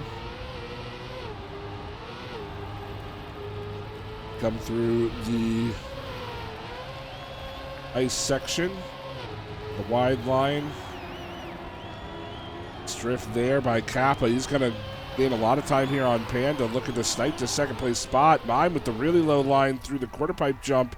Panda just as well, and he's got the exit speed. Might be able to catch Mime, especially coming into the grass section. Can he carry it through the plastic? Mime's going to keep the lead as we head into this identity, as there goes Kappa shooting towards the front, but it's just not going to be enough. Mime keeps enough exit speed to take the first place, but sniping Panda of that second position. Arthanier, our first DNF of the lobby, but a very tight round all the way through. That was a treat to watch. It really was. Kappa gained. You saw him storm out into the lead momentarily in the identity. That was all made possible by taking the low jump strat. After that ice quarter pipe jump, there's an angled jump where if you let your wheels catch the edge of it, you get a lot less airtime and you catch a tire on the grass way earlier. Kappa used that strategy to close the gap and was able to have the lead, but not able to hang on to it. Mime had great speed, touching as little penalty sand as possible, and now Mime again leading this round, but this is a much better round for Arthanier, who had a crucial mistake. As you said, oh, I had to say it, didn't I? I just had to curse them, and they're going to fall back into last place here, but the leaderboard is continuing to shake up, and look at Arthanier and Panda now having to battle from behind. Mime leagues ahead of anybody else at the moment, and I don't think there's anything Kappa can do to catch him. Especially with as relatively mild an identity as this is. Mime will coast his way to another victory, up to 138 points as Panda leads Arthanier through the gate, third and fourth respectively. And Mime, just one round, doesn't matter where you place as long as you finish. He will be our first finalist. Kappa needs at least 2 rounds, and then from there, at least I believe 3, depending from Panda. Obviously needs a couple of round wins to start to shoot up that leaderboard, but it's going to be close, man, because remember, after you hit 140, that's great, but you still need to win another round. You're only a finalist once you hit 140. You have to win another round, and you know, with the way that this lobby has been, even the last place player in Arthanier threatens just about every round at the towards the top of the table. And it's also, when you get onto that finalist, or when you're playing this round rather, to try to get onto finalist, as Mime is doing right now, you say any finish will net you finalist. It doesn't matter, you just have to finish the track, but you still want to be trying to deny your co-competitors as many points as possible. So Mime here is going to fall into last place after a mistake very early in the map, and it will leave the 2 trailers out in front, actually, with Kappa hot on their heels as he follows behind this reactor boost down grass wall ride. A long sweeping turn will take us down. Always important to gain or maintain as much momentum as you can there, because this uphill section is not kind to those who don't quite have enough speed. And into the sand, a lot of surface transitions in this map, maybe the most out of any that we see, or at least they happen quite quickly. It's dirt, tarmac, dirt, water, grass, back and forth constantly on this one. And the identity here is going to be pretty intense between Arthanier and Panda, and that's a big time mistake from Panda, but one from Kappa as well. How close was Mime behind? Several seconds. So I don't think it's going to happen. It is going to happen. Mime got second after all that, and after trailing for so long. That identity absolutely ripped apart this leaderboard in the round. And now that's so big for Kappa too, because he's essentially has to win this round to hold Panda off. If Panda gets another round win, and again, Mime could be our first player to push through, that clip from Kappa was huge. It takes him in from a very comfortable position this round to essentially needing to win it to make sure you can hold off Panda for as long as possible. But now this is where the intrigue begins, because Mime is looking for his last win. Kappa needs to keep this this distance between himself and Panda, and Arthanier's just going to casually lead this round. Of course he is. Of course he is. Arthanier, what kind of nerves, or what kind of nerve do you have to hold on to? It's looking a little shaky through the dirt section as Kappa regains the lead, rounds the underwater section, snaking his way through there and heading into the crucial identity here with Arthanier right on his heels. It's looking clean so far as Kappa wants to secure this win. Nicely done there on the identity to maintain the lead, get the round win. We have got double finalist, and Panda, unfortunately for his sake, is going to be well and truly behind here, And he doesn't not finish. scoring points. Oh my That is word. insanely detrimental to Panda right now. There are 2 finalists right now, and Panda has got to be locking in these points. I mean, at this point, these could be the last 2 rounds. I believe this is round number 4 of Hearts. I think this is the 4th round of Hearts. So we should be going at least to one final map. But this is where it comes. This is it. This is the race for Paris. Both Mime and Kappa are 2 favorites coming into this group. Both sitting on finalists, but Panda really not too terribly far behind, and he takes the lead through the asphalt section there. As they transition into dirt, a little bit of a slalom. Very tight race between our 3 leaders, as Kappa and Mime, they're gonna battle it out here as well. You can deny the other one with a victory of your own, and Panda not going to be able to see this one through. Mime with the lead, Kappa trying to close, but it's going to be Mime who qualifies himself for the finals. And now this is really important. Panda does take, what is that, 3rd? How does he get 4 points off of that? What? Is that right? I don't know. Well, it looks like he got 4 points, so I guess it was correct. Maybe because Kappa was a finalist, he doesn't take a point slot, which is interesting. As who was that just hit the wall? Was that Arthanier? It was. I believe it was. So now this is pressure upon pressure for Panda. He's got to beat Kappa here. This is insane. I cannot imagine the mental toll it takes right now. And Panda has not been in the groove. We'll say that. He's had a lot of struggles on Heart here. And now he has to fend off a world champion in Kappa who wants to secure that P2 spot. Congratulations to Mime, in the meantime, for getting through and joining Grenady and Mi Quattro at that Trackmania Oh, World Kappa Cup. touches. Oh, that's a crucial touch there. Panda's got some clear air out in front and could win this round and deny Kappa that P2 berth. Let's see how the identity unfolds. Panda hanging on by a thread here. He's trying to catch that platform, jump up. It's looking Really good well so far. done. 2 more to go. Panda holds Wow. his nerve and denies Kappa and is now 1 round win away from giving us a double finalist to decide the final spot. Really, really well done to hold your nerve there, was Panda.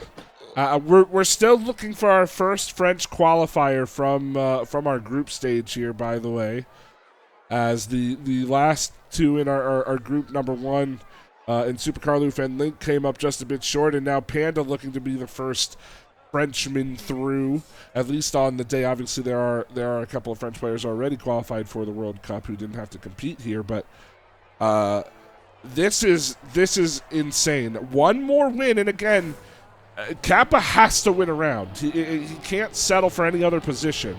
Panda obviously wants to win 2 straight. If he can knock off the first 2 here, he upsets Kappa heading into Paris.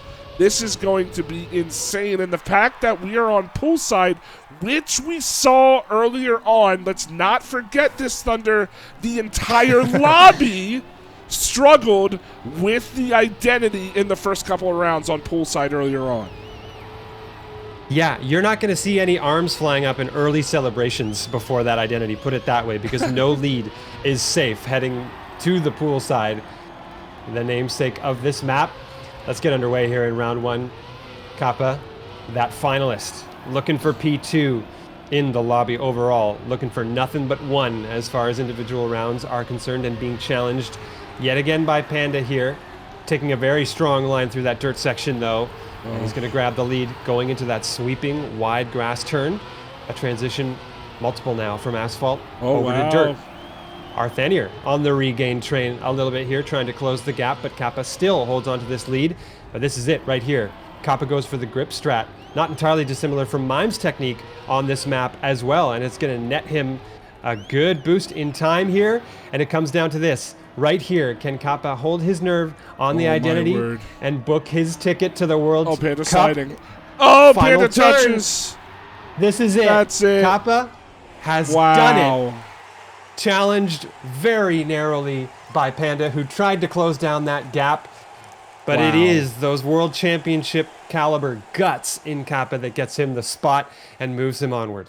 And serious congratulations to both players who make it through there. But, got to give credit where credit is due, and a big a thank you and well done to their opponents in that lobby. I mean, talk about a fantastic finish. Panda, 10 points away. And, I mean, he's finished, P2 in that? So technically you could say he was 4 points away from that finalist position. He just couldn't quite beat out Kappa, who well deserved. You mentioned it, previous world champion, going to try and find that again. Mime, we talked about him yesterday too, Thunder. Absolutely looked dominant yesterday. Continues that pace. It was a little shaky a couple times. He had a couple of early hiccups, but as soon as he found that pace, he was consistent, he was fast, and he's going to be quite a threat, I think, heading into Paris. I don't think there has been a more meteoric rise in the competitive Trackmania scene than Mimes over the past year or so. Sure. It's just been a treat to watch. We'll get to see him at that World Cup, alongside Kappa. And we saw Granady and Miquatro make their way through in the first quarterfinal that we had. We're halfway through the day already. No shortage of drama, Hunted. And I want to see a whole lot more in the back half. Yeah, so we're going to take a short break, folks. I am going to try to see if I can kick these allergies while we do so. And then we will be back for, as Thunder said, the second half of our qualifiers. Still 8 more fantastic racers, and only 4 can go through. You're not going to want to miss it. We'll be right back in just a moment.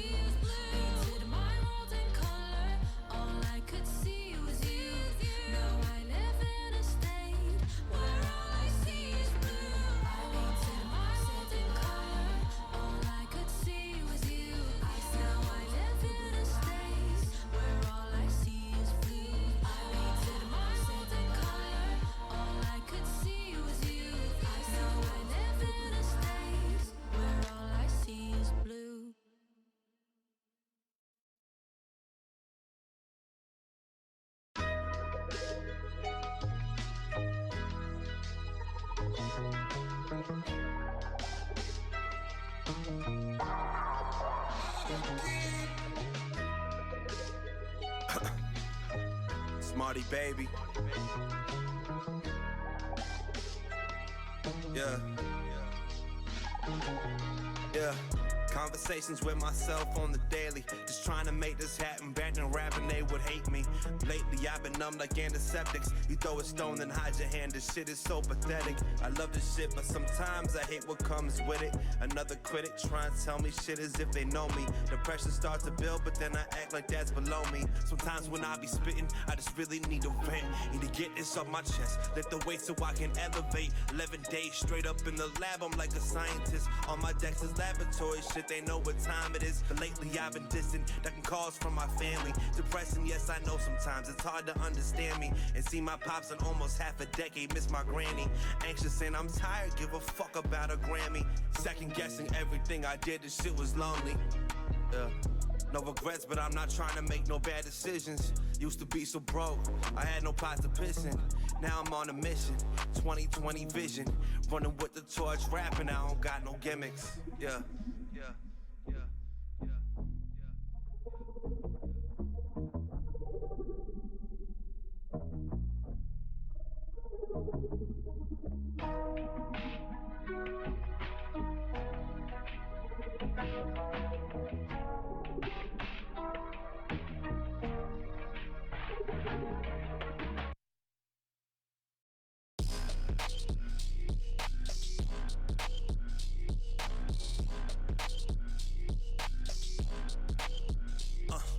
Student of the game, so I never need a tutor.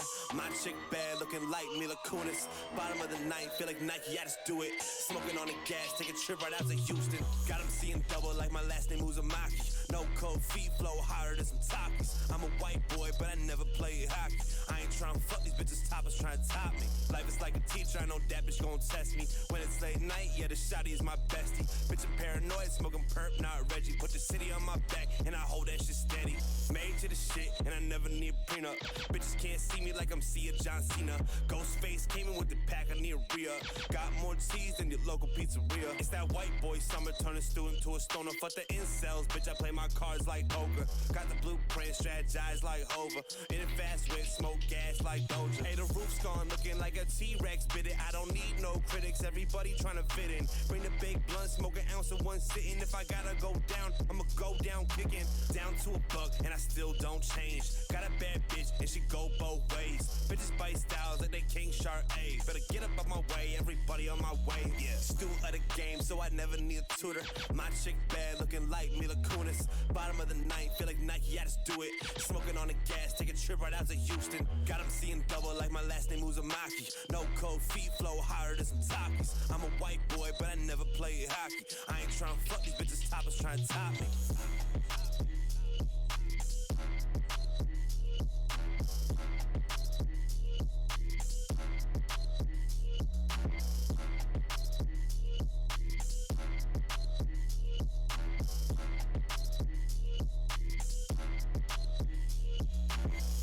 The things I live for don't mean nothing to me no more.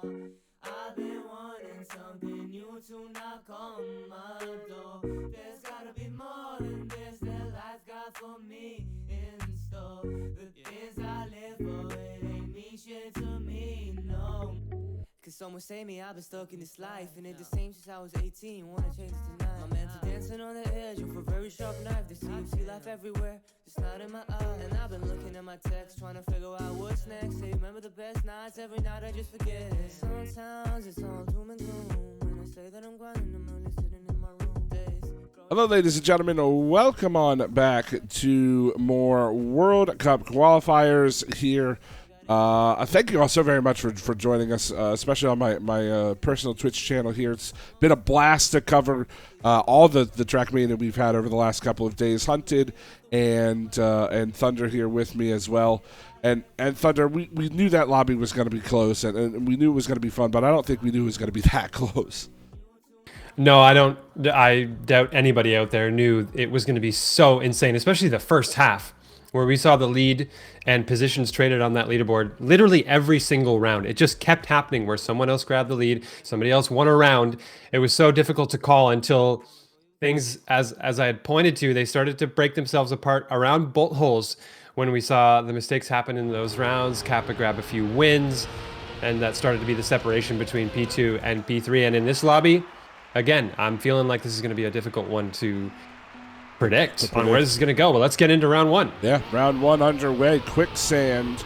This group is Papu, Enner, Razi, and Tween. So quite a fast group here as well. A couple of Frenchmen hoping to book their trip to Paris as well. We'll see if they can come out ahead. This time it looks like Razi, unfortunately, struggling a bit early on through that dirt section. as Papu with an early lead. Enter and Tween not too far behind. And this is the map you said you wanted to start on the last lobby. And we get to see it here as, again, the identity, not really the most dangerous part of the track. It's more of just making sure that you're fast all the way through. And Papu actually losing a lot of exit speed. Tween is going to catch up to him quite quickly. If he can cut this corner, might be able to catch him all the way through, but it doesn't quite look like he's going to be able to keep this going here, though he has a ton of speed out of that identity. It's just not going to be enough. Papu ultimately comes in first for the first round. And there again, you see the benefit of exit speed over the best possible line when it comes to that identity in particular. And it's such a balancing act between those two. That's really what makes that identity so deceptively difficult, is striking a balance between trying to find as direct a line as you can, but not taking a huge hit on speed in the process. But there you have it. It's going to be Papu, the most, or well, in some respects, I suppose, the most seasoned competitor in this lobby. Obviously, Tween, a long-standing competitor and member of the scene as well. But Papu, most recently in terms of success, was in the latter stages of the Trackmania Grand League final way back in what would have been, I think, spring or fall of 2020, 2021. Back in those days, Papu was a close competitor for that championship and is now trying to find his way back on top in something like the World Cup about a year after that, or maybe even more. And it's that's kind of how the way these things shake out for these competitors. Sometimes you can have a drought like that. You can be overtaken by players the likes of Mime and people like that who burst onto the scene and really make a statement. So this would be a big deal, I think, for Papu to get through and qualify for this championship. Well, he's going to take 2 early round wins. Tween follows up his second place finish with another one as enter pretty much, the lobby just going in order, back-to-back rounds there as Razi, maybe a little bit of nerves getting to him a bit early on here, had 2 mistakes pretty much right at the start of each round. I unfortunately kind of caster cursed him a little bit, had the camera on him both times he made those mistakes. Let's see if he does it again, or if he's maybe a little bit more settled down this time around. Again, he just clips that gate, and it takes him out of contention early on. We talk about consistency. Sacrificing a bit of speed to not take the best possible line is oftentimes going to do a world of good, because at least you're going to stick with the pack through the final, or through the remainder of the lap. Yeah, you got to give yourself a shot. Enter, hit the top, hit the too much speed. CP itself, too much speed on that section, and that has always been a risk on this track. One that I'm sure all the competitors haven't enjoyed experiencing all that much, because it's kind of a rotten feeling to have to be too good, essentially too fast, and to be punished for it. But that is one of those sections where you can hit the CP if that does happen. And way out in front, it is Tween leading the pack and finding themselves quite a bit of space ahead of their competitors. They grab the round win on this one after, I think, getting a couple of second places. And with Papu dropping to 3rd place on that round, that's good gap closure for Tween, trying to get back into the lead. Enter does sneak in there with 2 seconds remaining on the clock, so he will grab 3 points now. And it's funny, we talk about Razi and his slow starts. I mean, he gets a bit of a gift in front of him and ends up grabbing a 2nd place finish. So Tween with his first round win, he's 2 points behind Papu. Did Razi hit that gate again? I think he did. I think that's 4 times now as Enter taps the outside of that dirt turn. But for Razi, he is keeping a good amount of speed here, not too far behind Tween, who does have the lead just ahead of Papu. We'll see. He does manage to go under the CP this time, keeping that speed through into the ice quarter pipe jump. Down through the engine off section, Papu with a lot more speed, and he's going to overtake Heading into the final grass section, Rozzy wants to put his name in the hat, but just ultimately too quick are his competitors in front of him, though Tween, does he have the better line than Papu this time? It's got to be close, but again, just not enough. Not enough. Too much penalty sand on that one. It was 800s that ended up separating them, so not much of a gap. The real gap that's happening is between second and third, and that's the one that you really have to be concerned about. It's top two that go through, and Papu and Tween here are outclassing their competitors in this lobby so far. But as we know, things can change when the map changes, and this is a dramatic change coming from Quicksand over to Heart, and you may finally start to see Rozzy and Enner break their way through when the pressure is on at the identity. Yeah, well, we'll see what they've got in the tank this time.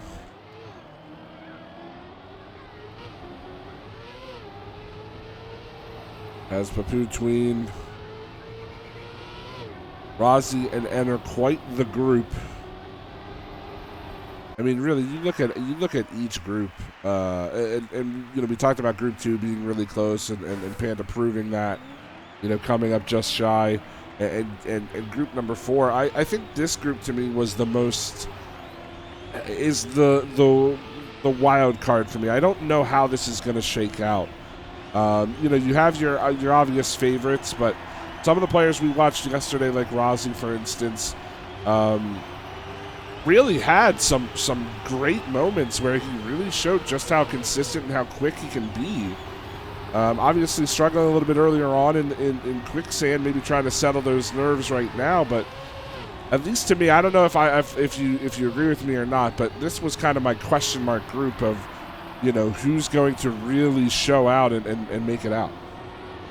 Yeah, and I think Rozzy poses the biggest threat to what we would assume are the top two in Tween and Papu. And speaking of which, Papu's going to fall behind, but so is Rozzy on a mistake in the initial stages of the identity. It's left to Tween and Enner. Up front, Tween's got a comfortable lead heading into the final few jumps, and they're going to lock this round down. Yet another round win split between either Tween or Papu. But that's a big second place finish here for Enner, who was at the bottom of the leaderboard. Papu might not finish. No, he's not going to. Oh my goodness. Okay. Well, Tween going to be pretty thrilled about that one because they won. And look at the lead that they've built for themselves. 4 points ahead of Papu on the back of winning and denying any point for the closest competitor. And it's a 14-point lead between second and third right now, and that's obviously the cutoff point. Have to finish top two in your group to qualify for Paris. As really for the first time, it looks like we've got all 4 players packed up tightly here. Being going to be following his 3 opponents for the time being, but does have a decent amount of speed coming into this dirt section. Rozzy goes a bit wide, but Tween does as well. Enner, I'm not entirely sure what happened to him. He loses a ton of speed, and now he's going to drop all the way back. This gives Papu some breathing space, but we've seen he's already struggled with this identity once before. Rozzy sends a wheel over the wall, and that's going to be Papu 1, Tween 2, Enner 3, and Rozzy has to hustle to see if he can't survive. It doesn't look like it, so 2 back-to-back DNFs for 2 different players, but still 2 DNFs on this map is a bit surprising. It is, and we've got 2 players locked. Their horns locked up front at 44 points apiece for Papu and Tween, who have been earning the lion's share of the points in this lobby in general, as both Enner and Rozzy have really been struggling to put together consistent rounds, and it seems to always end up that Papu and Tween are capitalizing on the mistakes of their opponents. So even though the leaderboard is dynamic through the whole round and you're not sure who's going to win, it just keeps ending up being either Papu or Tween in first or second. Oh, look out!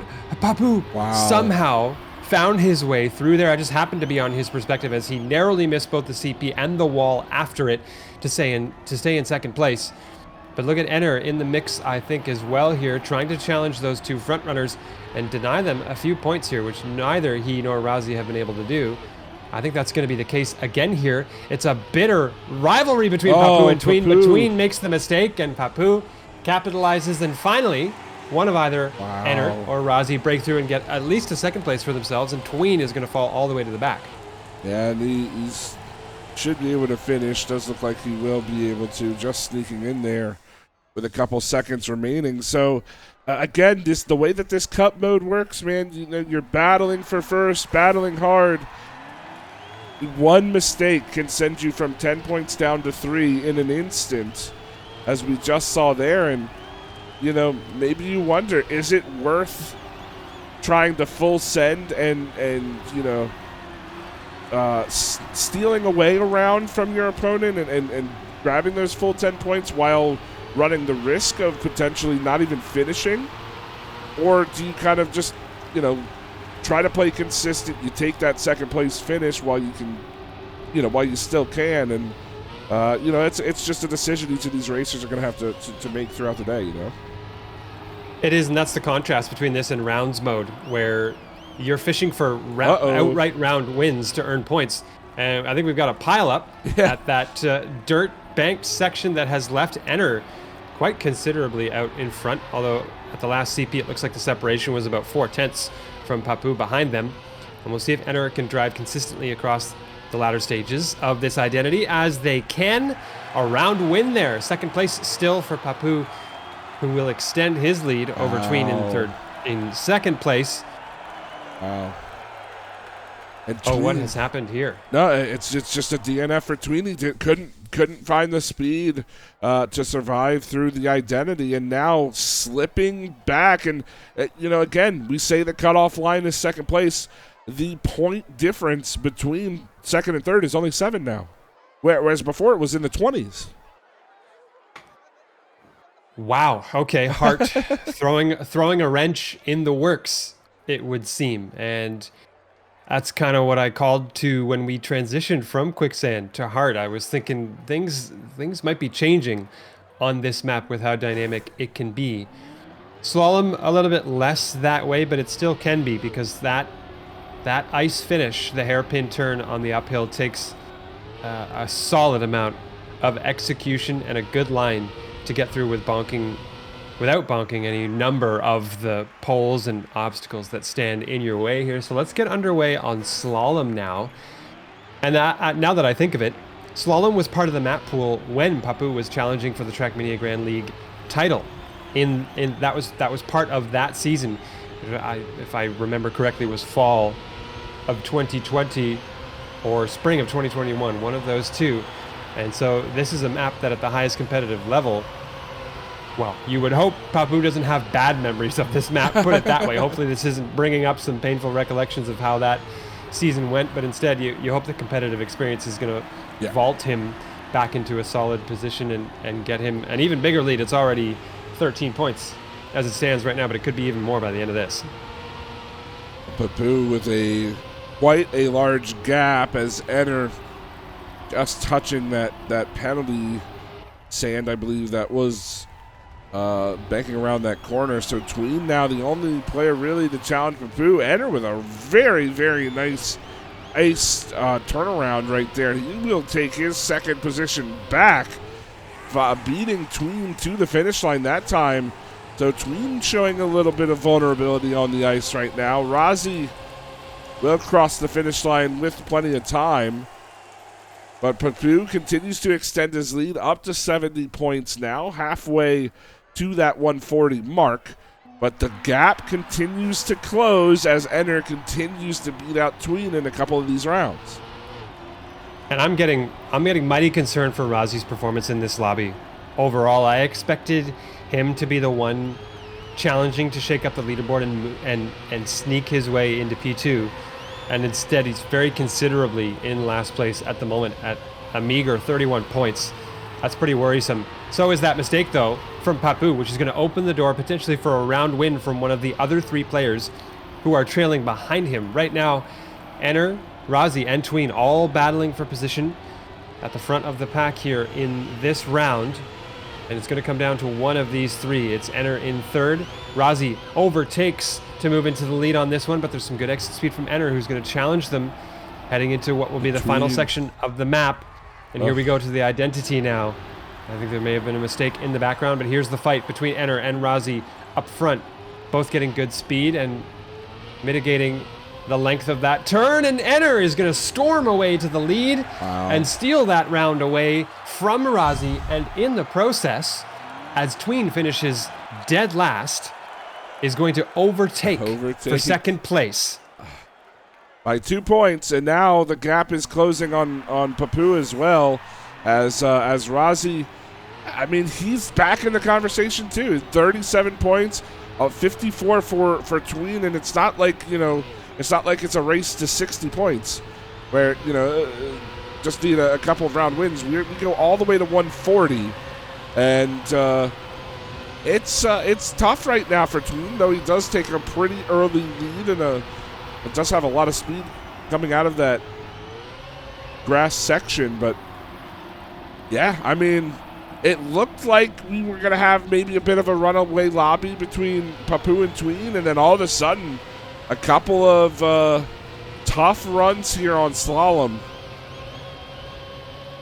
Both players, both Razi and Enner, the underdogs in this lobby, storming back a little bit. But as you see, the two front runners, Papu and Tween, going to be 1 and 2 through the checkpoint. Razi wants to make a play. Does he win this race down the inside? Tween's going to be right there, and he'll take it away from him. But what a run from Razi to challenge the leader. He goes second. Papu has to follow all the way in last place there. So again, a shakeup by an underdog. Oh, good luck trying to differentiate the cars on that identity. All four of them went flying through at different angles to that hairpin ice turn in the identity. That was just pure unadulterated madness at the end of that one. And Tween sneaks that win, a crucial round win, as they had just relinquished second place on the leaderboard.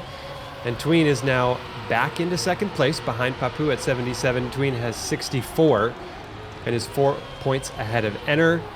And still a pretty worrisome gap between Enner and Razi in last place. But Razi finally starting to show some signs of life. Although, as I've said that, Razi is way, way behind on this round and is going to be struggling yet again. The three-man race up front right now. Enner keeping himself in the conversation. Maybe wanting to channel his inner Razi here as they head around the turn. Enner way, way too much speed, as Papu will take quite a big advantage. Should be able to cross the line. Tween in the snow.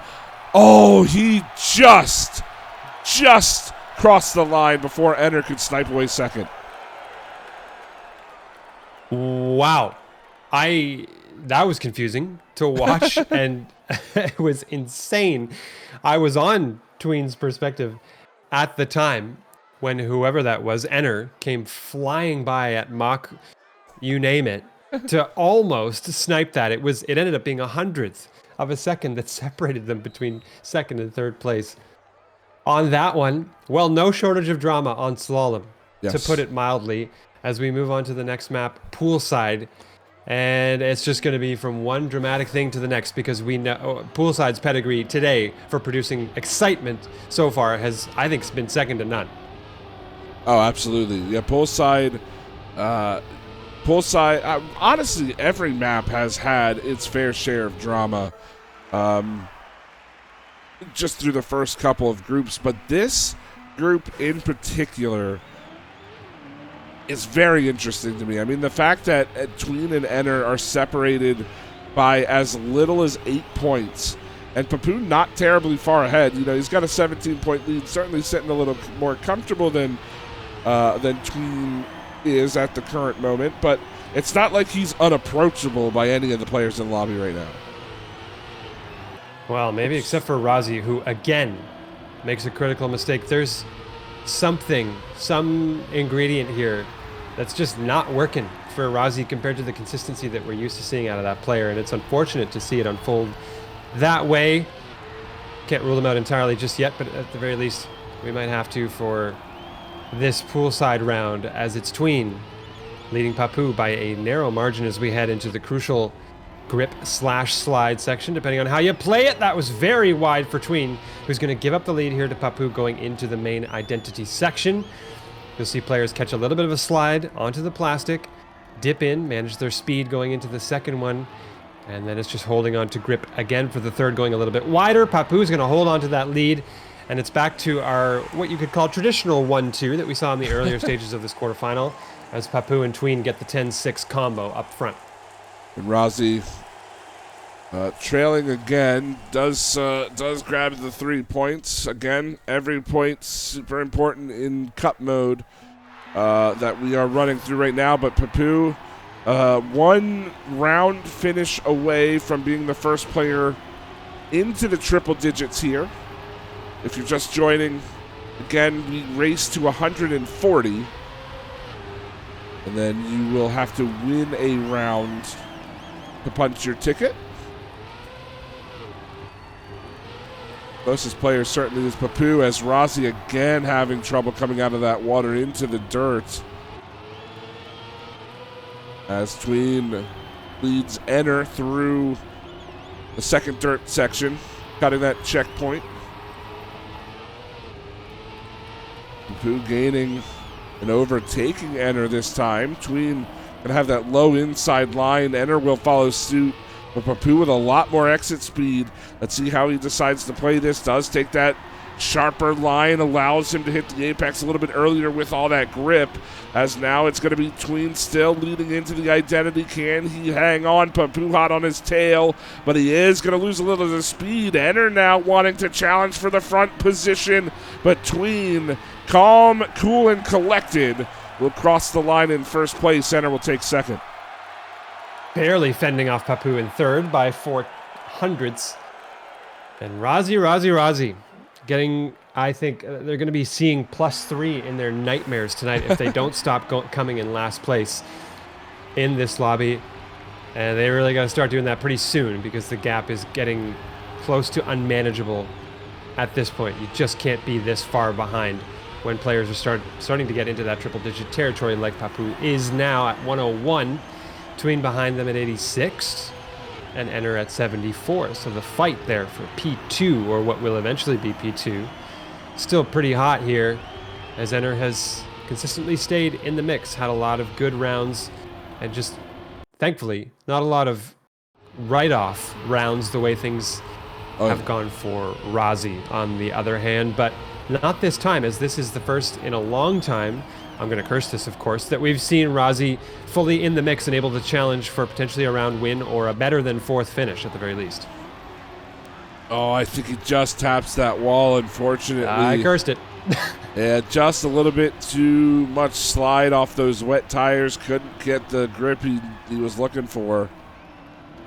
And now it's a 3-man race through the identity. Everybody taking it fairly well. Enner had the better exit speed, but just not enough track to work with. Papu, Enner, then Tween. We've seen this before. Razi will come up in 4th, but we've seen this before, and Tween's gap continues to close on that second place spot. A 10-point difference between he and Enner. Oh me, oh my. That's going to get pretty spicy when you start. Especially now. No, sorry. That was an artifact on my screen. My bad. Oh, okay. We had some funkiness going on there, but all players, I think, still surviving. Yes. And staying tight-knit with one another. And Enner here was leading. Tween, I think at the last CP, just snuck out in front. Wow. Razi now. Yeah, storming his way through onto this dirt transition, asphalt, this quick cut through that triangular gap in the CP, and Razi, a rare appearance out in front here. All players pretty close together, as it's Tween the caboose on this train on the round of poolside. Oh no, a crucial mistake there from Papu is going to leave Enner and Razi out in front. And they are very tight-knit heading into the identity. A better exit from Enner is going to grab the lead for him. But watch how this poolside identity unfolds here. Enner getting the better of it so far. cutting narrowly inside, and then you'll see them go wider on that one. Nicely done there from Enter. Razi trying to gain, but couldn't quite do it. It was 5 100ths that split them, and that's a rare sight. We see Tween and Papu at the bottom of the leaderboard rather than holding down the top. And now that gap even closer, 94 to 90. And let's not forget, Papu's not safe yet either. He does have 114 points. So he's, I believe, 20 points ahead from the second closest competitor. But at that, we've seen it before. Panda did it in the last lobby. You can close a 20-point gap very quickly with a couple of consistent rounds and a mistake or two from your opponent. And now we head to Tiny Gap. All bets are off here. I mean, we've seen mistakes. It does seem like the players, I will say, this weekend have been a little bit more consistent on Tiny Gap. But what I've noticed, Thunder, I don't know if you would agree with me, but the changes, the bridge, and mainly the bridge section, but a couple of the changes have also sort of shaken things up for even the most experienced players here. They really have, and that's a testament to how crucial muscle memory is to success in Trackmania at the top level, and having to reprogram the way you play a track after having run it so many times in practice. It's very impactful to the rounds that these players play. This is round 1 as we get underway here on Tiny Gap. Right now, Razi grabbing third place after there was a major explosion. Yeah, that was some Tween. kind of devastating thing happening there. It was Tween who lost all control of their car. They're going to be bringing up the rear by about 3 seconds as we cross the quarter pipe jump. Everybody trying to keep it low there and then slide their way toward this bridge, one of the changes that we were talking about there. Papu and Enter are the ones battling up in front. As we head into that identity, we'll see how this final turn goes and whether the gaps move and shake a little bit. My, is this going to be close between Papu and Enter? They're almost synchronized, swimming their way through, and Papu nosedives straight into an obstacle there. Enter and Razi are going to do it again with Tween and Papu in the back. And this leaderboard is... the accordion effect is happening a little bit here. It was stretched pretty far a couple of maps ago, and now it's being compressed down. And Enter takes the lead, at least for second place. He has found himself in a beautiful position to punch his ticket to Paris. And, I mean, he might be the second player, or rather, he is the second player over the triple-digit mark, or into the triple digits, I should say, sitting at exactly 100. Tween at 98. Razi's still struggling, but he does have a respectable 67 points. Let's see, is Papu again a little bit of a shake-up there? Can't quite, or he runs his wheel just a bit off track there, and it's going to allow the players ahead of him to race this one out. Tween currently sitting in first. Enter right behind him. Razi, he's going to be hanging out with Papu towards the back, fighting for third. So it's a two-man race up front. Tween and Enter, can they make this work? Both players hit this pretty well. The first time, Tween looks a little low, but he does manage to make it through, and he will take first place. As Papu third, Razi fourth, and of course Enter taking the second and 6 points there. So back and forth we go on the lead. Tween's going to retake it with six extra points. Yeah, it was a lead of 2 points there for Enter going into that round. It's now 2 to the better for Tween. Papu still sitting comfortable-ish out in front at 121. That must have been a gutting round, though, for Razi to be shifted back to last place after seeming like they were developing some momentum in this lobby. Finally, they were, again, bringing up the rear on that one. It's Razi leading at the initial stages, though, of this next round on Tiny Gap. And I think when you pointed to how consistent people have been on the identity compared to when we've seen Tiny Gap happen in the past, I think that's because we're playing in the Cup format, where you don't need to win a round to still keep yourself in the conversation and to be scoring points, whereas it's a much more risk heavy strategy Right. when you know, well, I have to win or I'm not scoring anything. Right. So I think that's the difference here in Cup. You're seeing a lot more people succeed by playing the identities slightly safer, but they can't be too safe, obviously, when they're competing against the absolute best of the best here. Look at the identity. Oh, Tween's not going to make it. no. Razi has the lead. A round win is going to go here to the player from Loud Esports, Enter in second place. We might not finish. Again, it's the flip. It's the leaderboard flip that we've seen in several rounds.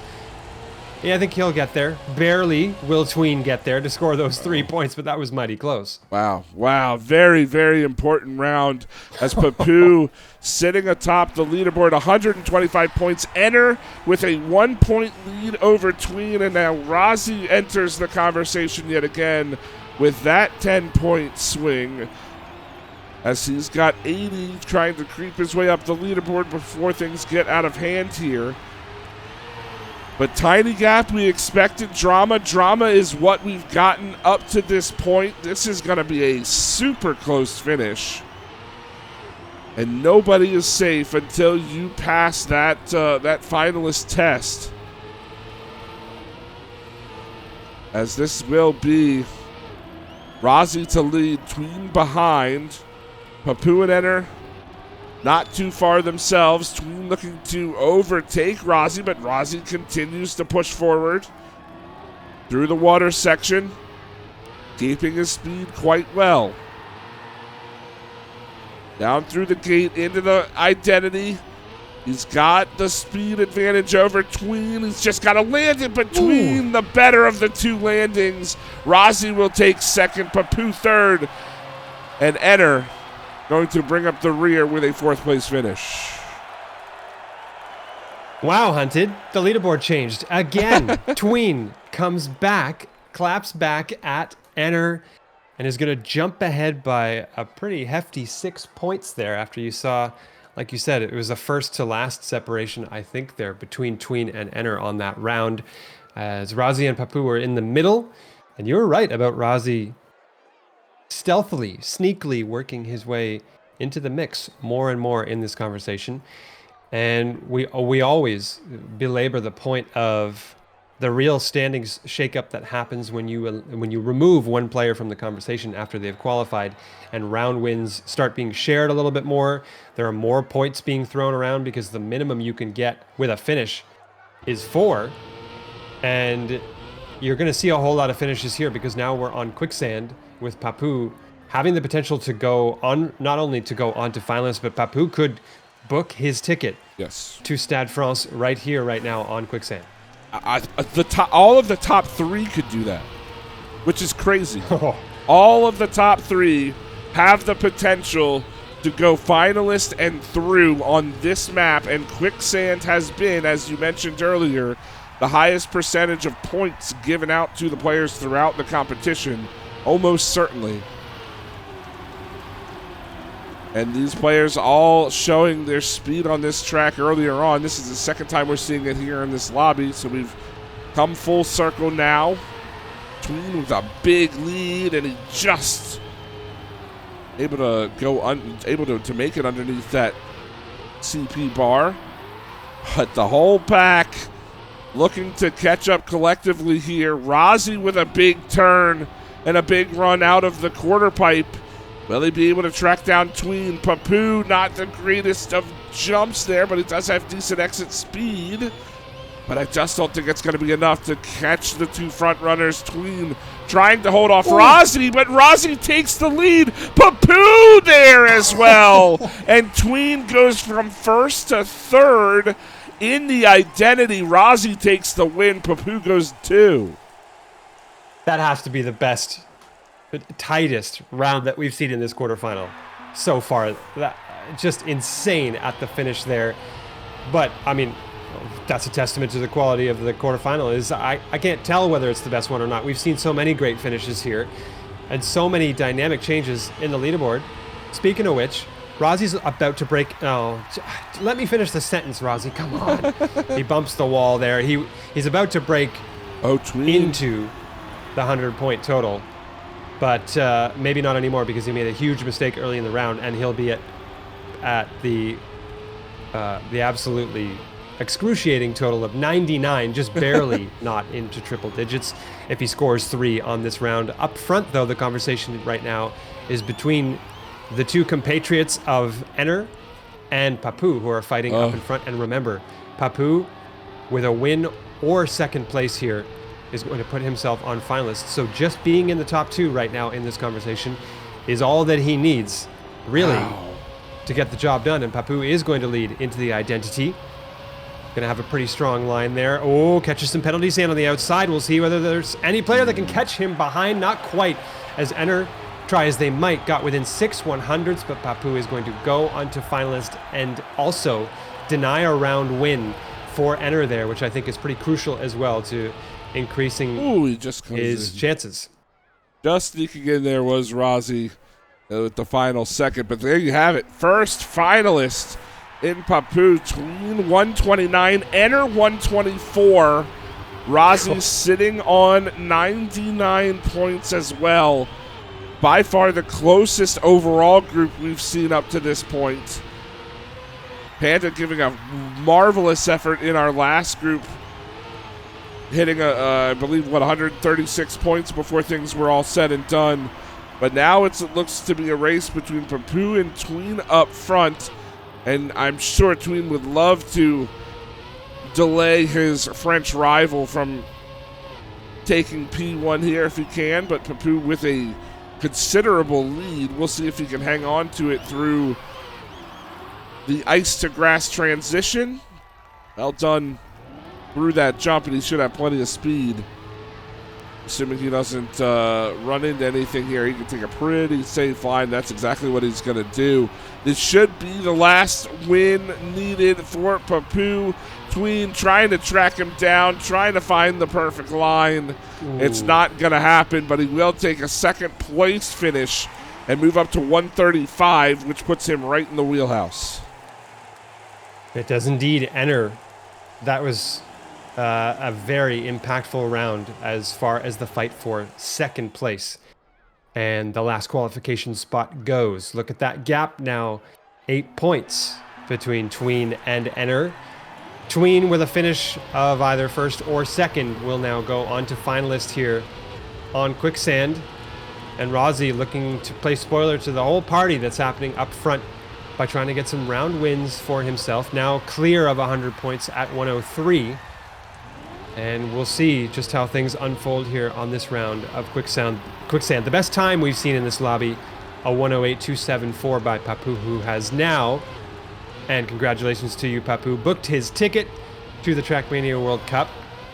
And meanwhile, the race right now, Rozzy and Enner up front, Tween trying to cut inside, full sending on a lot of these lines to try and close the gap as we head toward the identity. I mean, if he doesn't collect a place here, this opens the door so wide for Enner, especially if Enner can win this race. Rozzy is leading it at the moment, but Tween needs a second place finish here to get to the finalist, and they're coming into the identity. He's going to try to snipe Enner in this identity, but he doesn't have the exit speed. Enner takes the place back. Rozzy goes 1, Enner 2, Tween 3, and we are going to have the most dramatic finish we've had all day, all weekend coming into this group. Look at these points. If Enner can repeat, well, actually, he has to win this next track, but the door's open for him now. It's been left open by a third place finish that time from Tween. And we're going to do it on heart. Of course we are. I can't think of a more fitting map with the way things have gone today. Tiny Gap, you got your moment in the spotlight when we concluded the season of Trackmania Grand League in the spring. Now it's time for some action on heart here. As we get underway with the warm-up, these players, I can't imagine the tension. I can't imagine being Tween and staring at a 139 point total on the leaderboard with a 140 finalist. You just got to block all that stuff out, put the blinders on, and get yourself a couple of round wins here. Well, a round finish, and then a round win. But again, you talked about it. You can't settle for finishes when a round win nets Enner a finalist status as well. It's full send here. It always is. And it's getting super intense Rozzy trying to stay in the mix, and as we said, play spoiler for the two players that sit in front of him. He's at 113 right now, so a few round wins are really a prerequisite for success. Rozzy just has to win everything from this point onward to keep himself in the conversation and to maybe have an outside chance. And I'll tell you right now, if I saw that unfold, I would lose it. I would positively lose it if Rozzy were able to make a comeback. Yeah. Well, he's in the hunt right now, although Tween looking to take this victory away from Enner, but Enner, a beautiful water section there. He's got the lead heading into the identity. Rozzy's keeping up with the pack here, but Enner goes just a bit wide. Tween able to cut through. He's going to take the victory. That will take Enner out of contention here in the finalists. He's going to have to play one more round to go up to the finalists. Rozzy taking second, bumps his points up to 119. So now all that remains for Tween is one victory. But both Rozzy and Enner proving their speed in that last round here, Thunder. Can play spoiler and then automatically assuming, of course, Enner finishes the track. That will put him at finalist, and we'll have a double finalist, and essentially whoever wins that race is going to Paris. Stranger things have happened on Heart than one or more competitor not finishing the track, though. Let's see how that shakes out when we get to the identity, but there's a lot of track between us and that. We've still got this long uphill, couple of jumps in the mix here, and then we snake our way to this dirt slalom.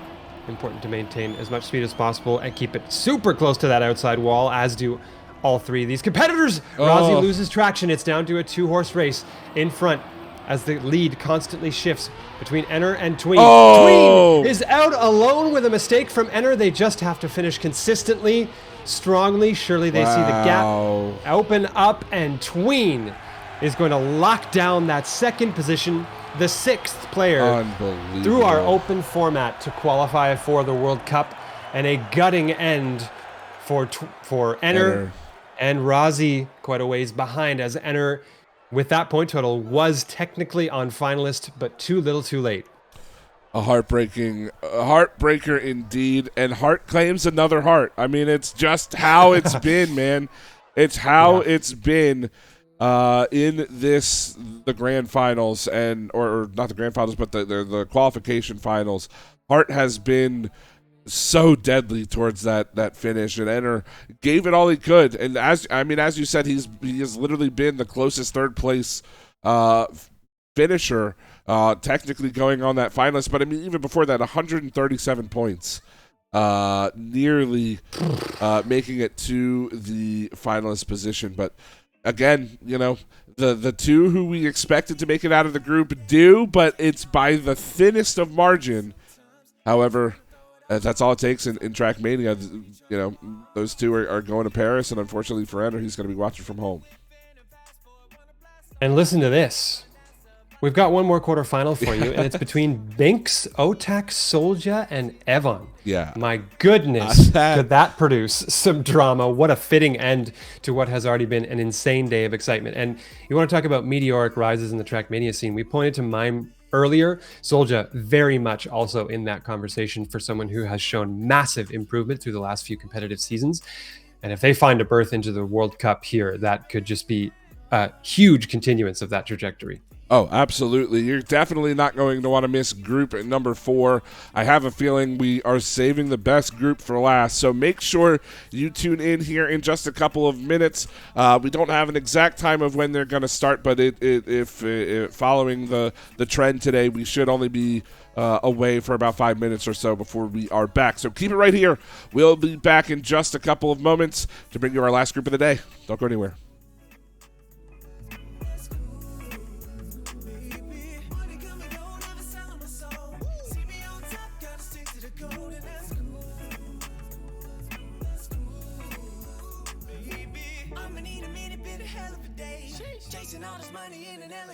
Sometimes I just wanna throw it all. It's hard to play fair when you're trying to ball. Can we do runs with a bloody on mimosa, spilling all the tea while we sipping on on the coast of somewhere out west. Now we swimming in the ocean. Feeling so fresh, can you second that emotion? Tell me if you with it, will you play it like Alexa? Courtesy of me and now cue the banker. Move it like this, rowboat need no anchor. You need one kiss to respect your gangster. Got me like, ooh, baby,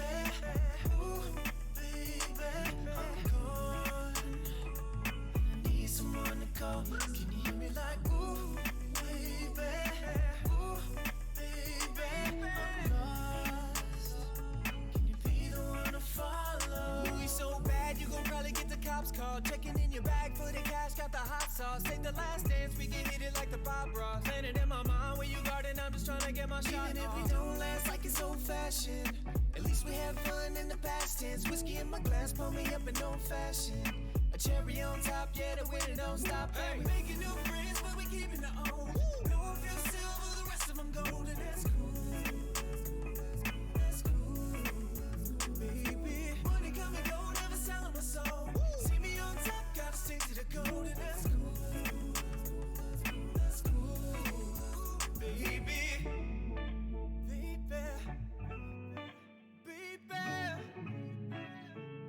Yeah, yeah, yeah. Ooh, baby.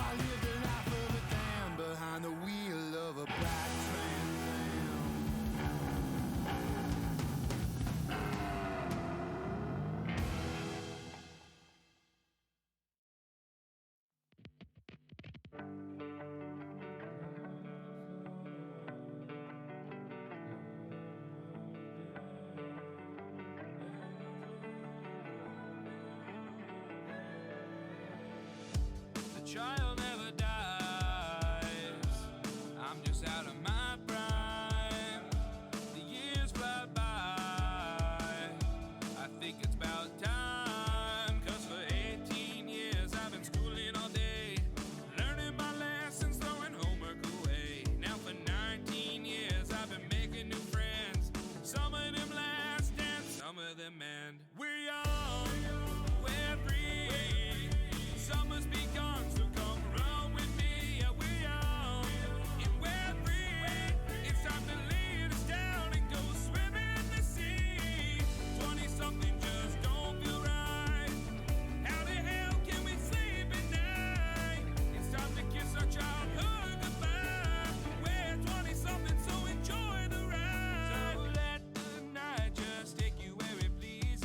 It'll feel Ladies and gentlemen, welcome back to the World Cup qualifiers here on my Twitch channel. It has been a fantastic day, and thank you so very much, everybody who has stuck around and been watching all the action. Thunder, big shout out to you as well for sticking with me all day long. It's been quite a day. I mean, obviously the first three groups were quite dramatic, a lot of fun to watch. This group as well. I mean, you know, we knew all the groups were going to be fun, but I think this is the biggest. You know, how do you predict what's going to happen here? Really, you're gonna ask after what unfolded on all of the previous On lobbies? all the other ones, yeah. You're gonna put me on the spot and just say, Yes. "Man, I really don't know," and I love that I don't. I think Exactly. this, looking at the pool of players that are competing against one another here, I really don't know, and I love that. These are players, as is the case with a lot of them that you've seen competing in these qualifiers, that literally hold top 3 and in some cases world records as far as times that are actually on record for the tracks that are being played in this pool. These are the absolute best of the best. And I tell you, as we get into warm-up here and get close to playing our first round on this competition, I hope we see some of that pace replicated today between all 4 players in the lobby. And I hope it's an absolute shootout like it was in the previous one to decide those last 2 spots for the Trackmania World Cup. Gotta see the full send here, definitely. So our final lobby underway. We are down to 4 players. Only 2 more can go to Paris for the World Cup finals. Binks, Evan, Otak, and Solja begin their journey here on Tiny Gap of all maps. I love it. I love that we're going straight into Tiny Gap. Get that drama flowing early and often, as Evan's going to look on to the triple pack in front of him as everybody wheel to wheel. That's kind of what we expect from these players. Nobody a slouch here in this lobby, certainly. But Binks takes an early lead. Will he be able to hang on to it? Solja over the bridge. Going to put some pressure on. Otak right behind. And now Binks going to fall back to the 3rd place position. Here comes the turn into the identity. First time into Tiny Gap we go. Who's going to make it through? Everybody's down. It's Solja, Binks, Otak. Evan will follow up in 4th, and everybody's showing their speed. 1:05.9 for Solja to open things out. Wow. Okay. Yeah, why not? Let's start it off 5/10 off the world record pace here on Tiny Gap for Solja. Everybody cleanly through the identity there and separated by a few hundredths of a second. That's about the exact start we wanted out of this pack. And now what we want to see is who could shake things up and change the makeup of that leaderboard as things go along here. It's going to be up to the likes of Evan, of Otak, Binks to try and close that gap now, as it's a 4-point lead after 1 round played for Solja, who I would say, based on, if only with that recency bias and looking at performances over the last little while, Solja is my favorite in this lobby, I would say, but it narrowly, if any. And you know, we talk about the overwhelming French presence, you know, in Trackmania, and of course this game, as it looks like Binks, I believe, had a tap on the bridge again. That new piece of scenery there causing problems.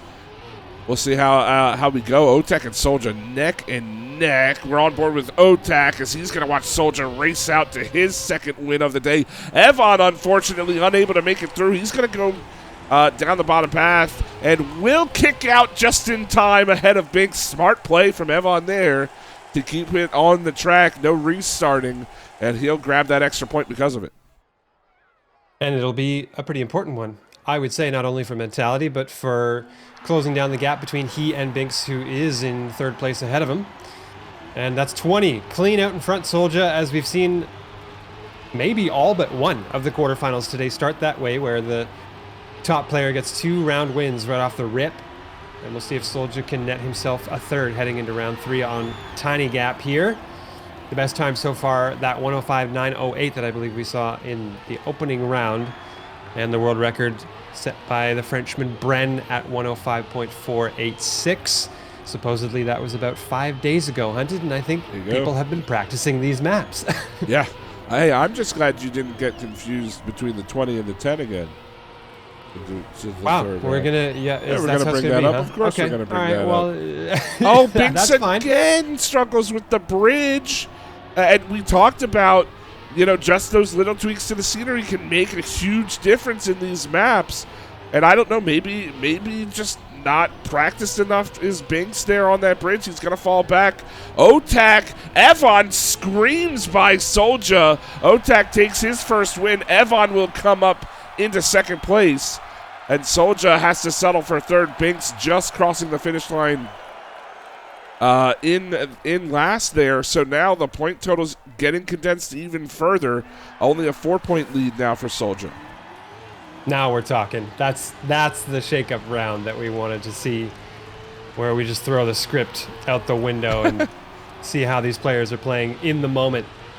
Right now, that's Soldier still on top with those great 2 opening rounds, but with only 4 points to his name in the subsequent round. The gap's down to just 4 points now between he and Otak in second place here. Evon and Binks tightly knit as well in third and fourth at 13 and 12 respectively.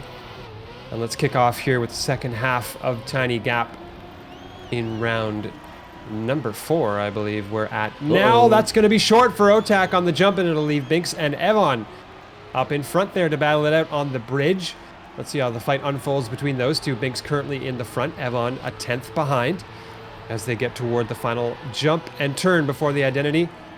The turbo boost. Get the back tires, leaving that contact point to get the brake. Slow your speed down, get through. Evon cleanly done there, is going to net himself a round win over top of Otak in second. Binks third place, and Soldier, who had held on to the early lead in this lobby, is in a whole heap of trouble here with 5 seconds. Yeah, that's not enough time. No points. It was close, but he unfortunately can't finish that out there. So now the leaderboard shuffling even further. 10 points separate first to fourth after map number 1. So here we go. This is what we expected out of this lobby. And again, we talk about, just to kind of finish the point from earlier, we talk about the French domination that has been throughout the top level of Trackmania for a while. We've had two, make it 2, right? From the last lobby as well.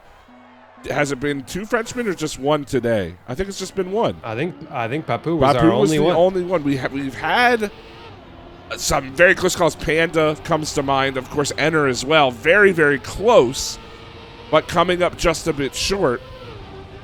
And now Otak and Binks, they're not. I think they're your favorites. They have to be. But it's not a done deal. It is not going to be as easy as I think they would like to qualify for this World Cup. And painful that must be, because it's a chance to race in front of a home crowd. Exactly. In that amazing venue. And those dreams may very well not be becoming a reality here, as at the very least Binks is struggling. Otak still representing for the French in this lobby right now, holding down that top spot. We'll see how things progress in the first round of poolside here. We're getting our way across with Binks holding the lead right now. Crucially, I would say too, because Binks right now pretty considerably in last place on the leaderboard, so they're going to hope that they can net themselves a round win here in front of their countryman Otak. Let's head into this slide/grip section. A few different techniques on display has kept the pack still very tight-knit with, I think it is Evan there, holding down the rear of that Soldier quite a ways behind now, and Evan losing some Binks. closeness. Oh, we have a CP reset, which leaves Otak out in front, but Evan! Evan is He's going done to it! grab the round win with an insane exit on the last hairpin turn, and by 0.03 of a second, Evan is going to get a round win here and shake it up yet again. And you know what's insane too about that? The first corner of the identity, Evan went deep into that corner. It looked like he was about to have to reset himself, but he holds it together and just lets the field make way for him through that final section. We've seen Poolside get some of the best players uncomfortable in that water section, and it can be so very difficult to hang on to your car when you're not only racing, your fellow countrymen, but at the same time try to battle for these points, because this is so very close. Binks, of all players, is at risk right now of falling behind to Otak, Soldier, and Evan, who are very, very close amongst themselves. 5 points separating the trio, as it's going to be Otak and Soldier doing battle up front. Evan's going to try to overtake Binks here, and he will. So again, a bit of disappointment for Binks, as Otak looking to just hang on to this lead. Soldier, I think, just wanting to stay consistent, grab those second place points, and that's exactly what he's going to do. 6 points on the board for him, and Otak going to retake that lead. And the consistency award, I think, going to Otak here as we get a little bit farther into this lobby. You now see them take the lead by 5 points over Evan in second place, and Soldier, after a strong start with that second place, finally getting back into form after dropping several rounds to crucial mistakes both on Tiny Gap and here on Poolside. Binks has been really the only player that just hasn't found it at all in this lobby so far, much in the way we saw Rozzy underperform in the previous lobby. And Binks surely will be hoping they don't leave it as late as Rozzy did to try and regain on the leaderboard. Yeah, Binks needs a run, certainly. I would not be surprised if he starts to push it harder and harder, looking for that speed, looking for those lines. The other players might just not be comfortable with trying in this situation. He's running third right now. Evan, however, all over him for that position. Otak leading. Soldier keeps it together through that corner. Took a bit of a tough line out of the water, but he's going to stay in second place. Otak falling.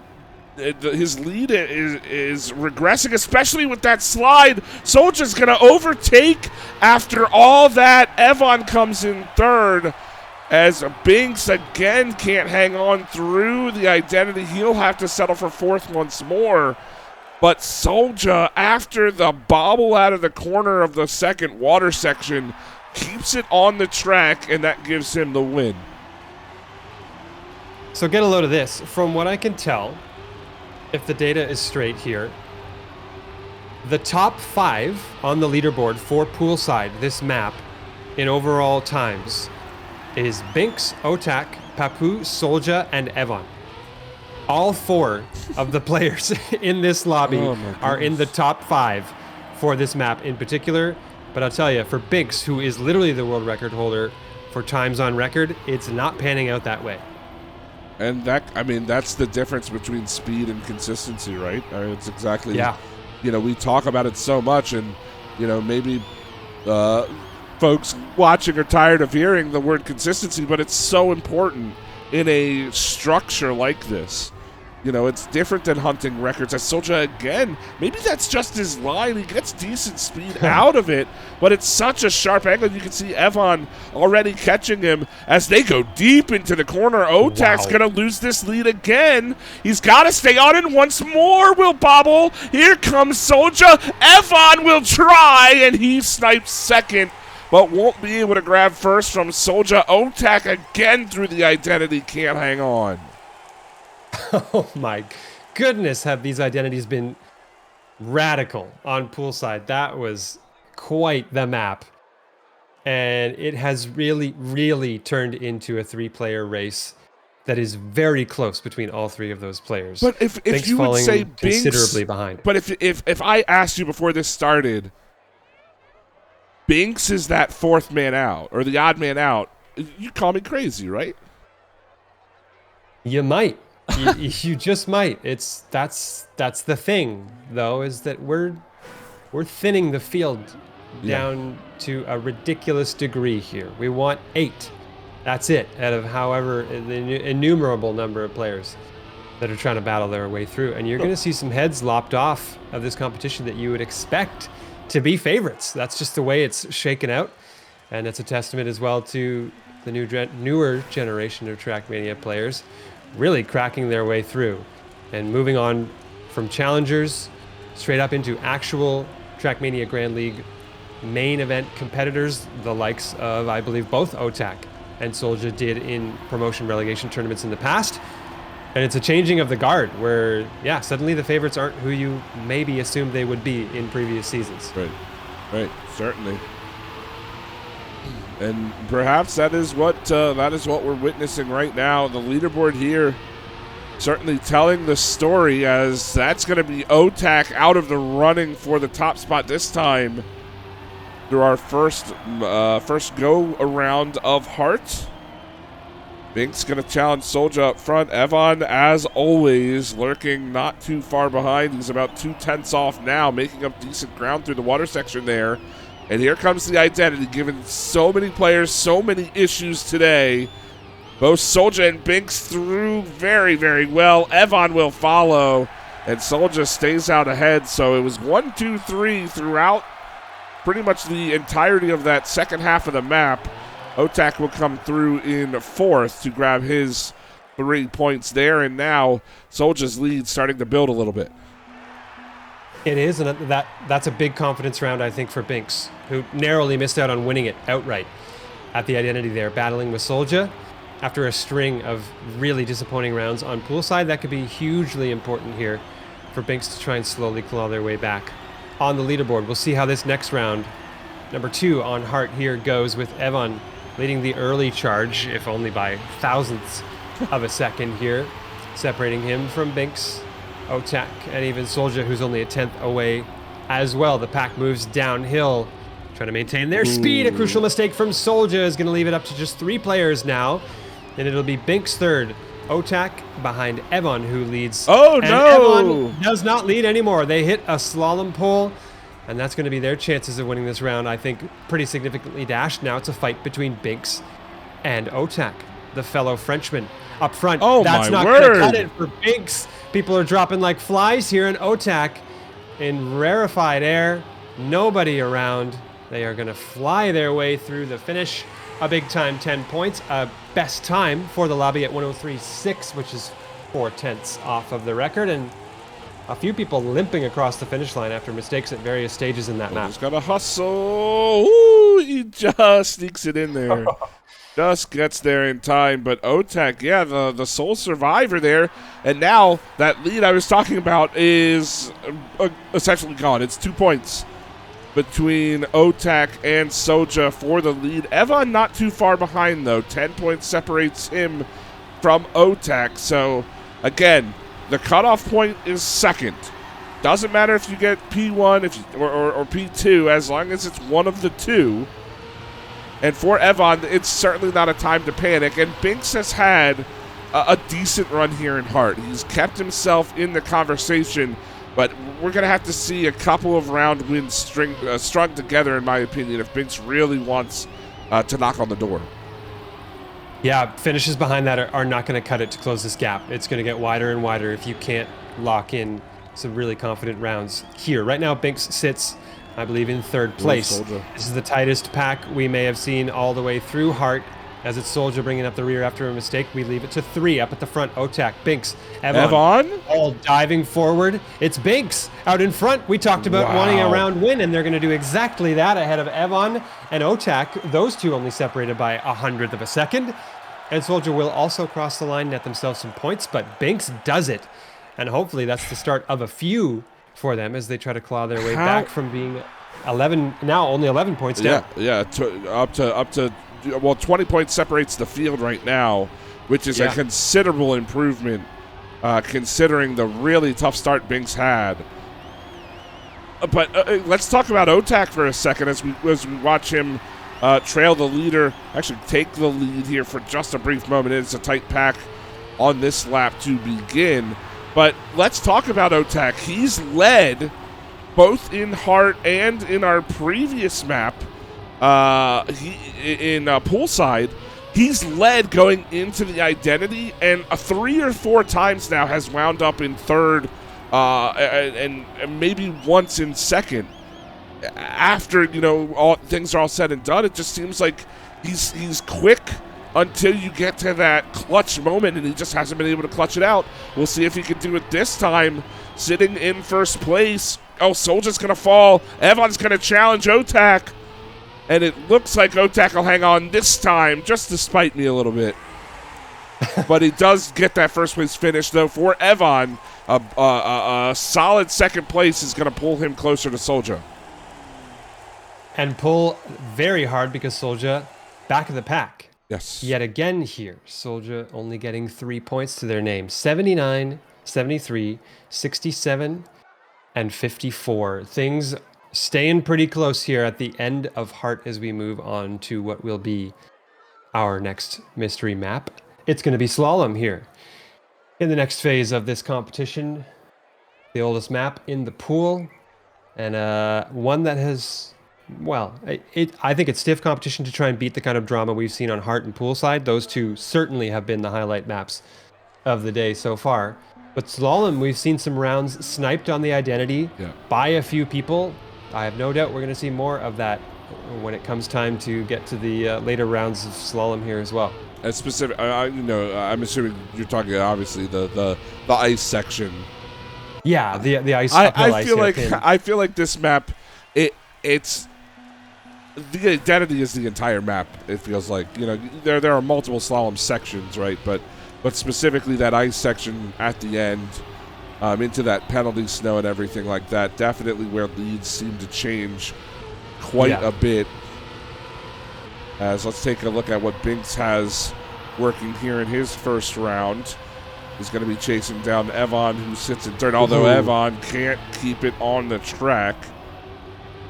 And it will be Binks now, quietly gaining ground. Soldier's got the lead. Otak just about a tenth behind. Binks not too much further. And now Otak wants a turn at leading this race through the sausage slalom. Now we come into the grass section. Tons of speed you have to carry through here. You do lose the gear, but it's okay.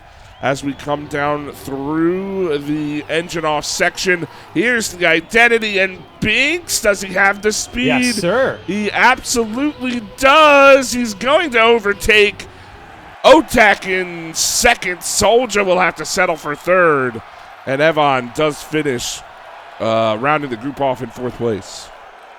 Yeah, I saw that turn from Binks, and I thought to myself, that looked mighty clean. They're not in the lead now, but I bet you they will be by the end of that round. That was very nicely done on the identity there. And yeah, you talked about how slalom, I mean, that's kind of the split to me when you see the way they identify these Trackmania Grand League tracks. The identity is usually one of two things. It's a split identity that happens in a few locations over the map, or it's just one big grand hurrah at the end. We're thinking of the tiny gaps and maps like that of the world, Heart as well. But this, like you say, a split identity that happens first here on the dirt, and then there's a reactor boost section following shortly thereafter that goes uphill. Those are the two slaloms that give the map its name here. And look at the separation between Otak and Soldier up front as they constantly jockey for position in the lead in this round. It's Binks again, trying to get a round win off the back of another great identity here. Cleanly done yet again. We'll see if Binks can snipe yet another with good exit speed, but I don't think it's going to be so easy this time. It's going to be close. Maybe Binks gets it does by it. 6/1000ths. My goodness. My goodness. The clutchness. 0.02 of a second separate the top three. Soldier, unfortunately, will have to settle for third. And that allows Otak to build his lead just a little bit more over top of the Belgian, but it is only 10 points, and Binks now has overtaken Evon. After I wouldn't say we counted him out, but after all the talk of it being a three-man race with Binks really struggling early on, we talked about how just got to string a couple of big round wins together, and that's exactly what he's done here to open slalom. Oh, man. What a treat today has been. Let's get into the second half as we see players, well, more than the second half now, and that's gutting for Evon. This is several rounds in a row now, posing major issues and netting only 3 points and falling further and further behind, now actually being in last place, as you said. Binks up front, holding it down here by 2/10, at least by the last CP's standards, and Otak and Solja now giving chase as we head into the identity. Binks has been lights out on this identity so far today. And yet again, looks pretty good there. Solja slides out. It's Otak who I think has stayed alive, or rather Otak slides out. But Binks, it's 3 consecutive round wins, and that's going to vault him up almost into second place on the leaderboard. Solja, I think they're going to be thankful they got 6 points there to hold on to second place. And it's just by a narrow margin as we see the points adjust. 3 separating Solja and Binks. 95 for Otak. It's less than 10 points. It's 11 separating the top 3, and then when you look down to Evon, it's what, 21 points? No, 19 points. 19 points separating first through fourth, and we are nearly at 100 points. Otak needs a top 2 finish, and he will be our first into triple digits. That's how close this lobby has been, and it will continue to be close as Evon this time surviving the farthest he has so far here in slalom, though he does take that corner just a bit too wide. He's going to lose a lot of speed there, trying to play a little bit of catch-up at this grass section. So punishing if you don't have the speed. As you can see, slowly starting to fall behind, but it's a 3-man race now. Binks again looking for that exit, but I don't know if he's got the speed to beat out Otak. I don't believe he does. Solja's left in the dust. Evon will collect third, and Binks will have to settle for second this time around. Evon actually had the best exit out of anybody on that identity, but was too far behind when it started to make up the gap that was already present. What? Which is a shame. But look at the 90, 90, 80. There's just the roundest, all multiples of 5. 105, 90, 90, 80 is the leaderboard. It looks like bots are playing in this lobby right now, but I assure you, that's couldn't be farther from the truth here. Exactly. We've seen great performances from everybody in the lobby, and we're seeing a map shift yet again over to Quicksand here. Oh, this has been a great one in the past. Man, this is and dynamic finishes every time. This is what Red Bull and Ferrari could be if Ferrari could actually keep their cars in the race.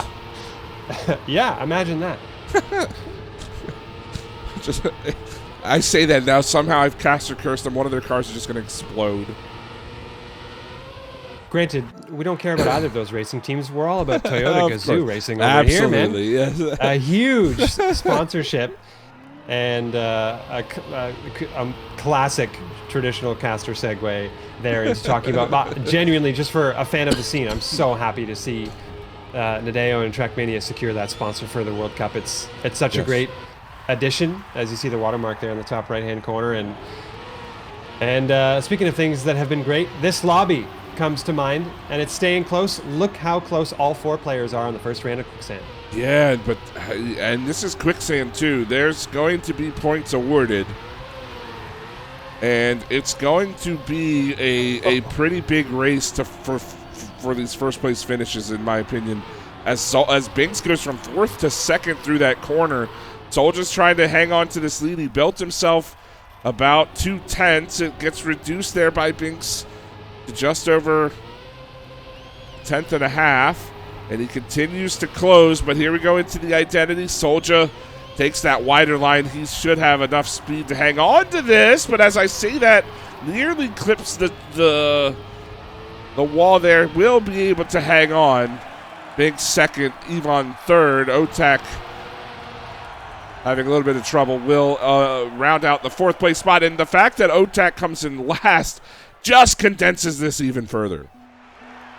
Of course it does. A 108.454 there was the time for the first round on Quicksand for Soldier. Again, sitting about in that 4 or 5 tenths off world record pace range. And that range just a slight bit wider than you'll see in the rounds format. But these players are hustling, make no mistake here. As we get into round 2, Evon storms out to a lead heading into the plastic section. But regained is the lead by, I believe, OTAC there up front. And it is as we go into the bobsled. Now the jump. Careful on your speed on this one. Careful about going too wide because the CP, being an arch, is especially dangerous at its edges. But now we're getting into the real make or break here. The ice slide, quarter pipe jump across the gap. Evon keeps it super tight and low. Oh, Soldier. And has now got a good lead here. What's happening in the back of the pack? Mistakes from Soldier. Binks quite a ways behind as well. No. It's a fight between OTAC and Evon. And Evon has beamed it on that jump across to the grass transition. OTAC. Oh, but it's not Look gonna be at enough. the separation now. They got tons of room. They could play this relatively safe and get the round win after finishing last in the previous round. But Evon, that's still a big time second place here as they continue to try to narrow that gap up to 3rd. Great recovery from Evon, not conceding more than a place after Binks had made his error. Soldier as well.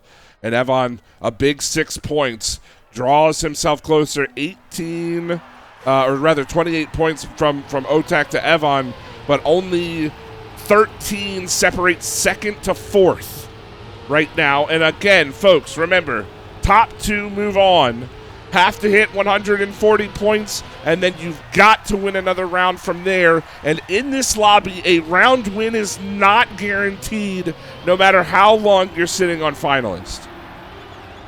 No, it's so hotly contested here. We're approaching the latter rounds that we're getting on Quicksand, and it's Binks leading Evon right now. As if we didn't have enough shakeups in the leaderboard already. Those are the 2 who trail our front runners on the overall leaderboard for this quarterfinal. Binks, good gap, built up in front. OTAC and Evon giving chase there, and Soldier also still saying, no, not close behind anymore, as a crucial mistake there comes through. Evon, oh no. boy, that is a catastrophic crash in their round, and it's between OTAC and Binks up front. OTAC trying to opt for more exit speed. They've got more exit speed. They've got a ton of it. Got They're gonna him. snipe the round by 1/100th of a second. And exit over line prevailing on that one as Binks has 10 points stolen away from them.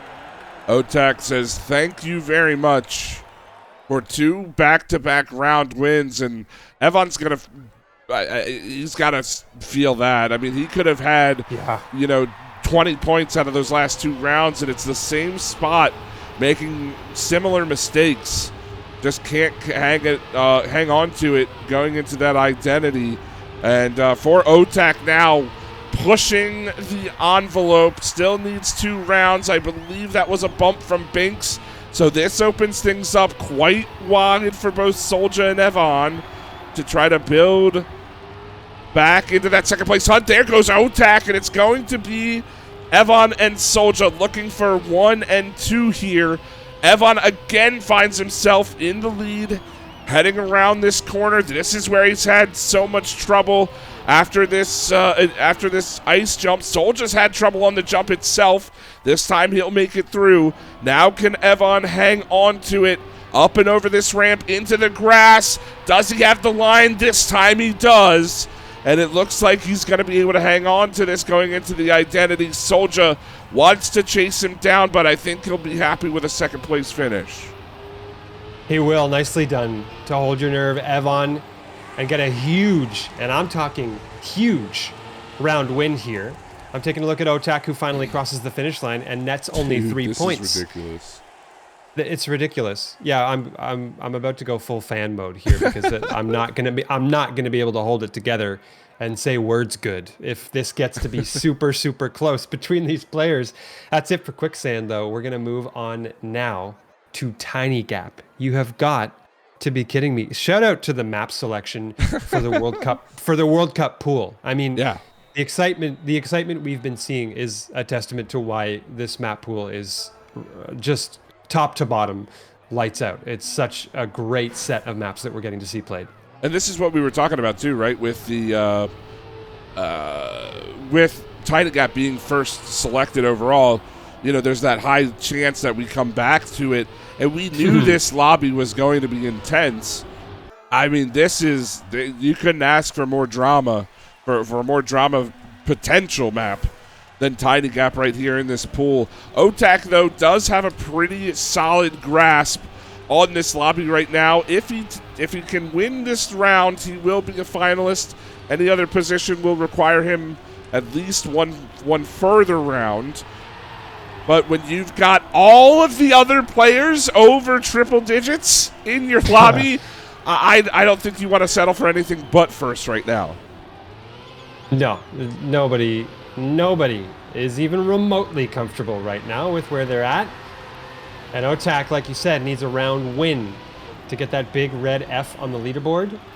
And how are things looking right now? Evan super low on the quarter pipe jump, almost hits the CP as well. But that daring approach is going to give him the lead heading into the final section of the map, although Binks has something to say about that and moves into top spot as we head toward the jump into the identity. Goodness. How is this one going to go? All 4 players so tightly knit, and they all jump through. Who gets through? Who doesn't? Oh, we got some hits there. Evan has to CP reset. Unbelievable. Binks as well. Wait, who What takes on second? earth? Evan. Oh my goodness. Only Otak survives. A soldier takes third. Binks. I thought Evan. I believe I was watching Binks, I believe, coming across through there, and it looked like it was only going to be Evan who was going to take that hit. But my word, now Otak again gifted a win. And it pushed him right into the finalist position. Has the opportunity now, but again, this lobby of all three finals we have watched, this is the most competitive that we have seen throughout the day, and there is no guarantee that Otak will be able to win another round before his fellow competitors can reach this finalist stage. And I think most crucially for everybody's excitement levels is it's been the most competitive between P2 and the rest of the field. And that's what's going to make this thing so crazy, even if Otak does get through. We lost a player there. I couldn't see who it was, but things have gotten a little bit separated. Soldier! There's a wall hit from Soldier, and it's Otak and Binks out in front. Otak could do it right here, and right now it's between them and Binks as they both head down toward the identity. They both get through. No!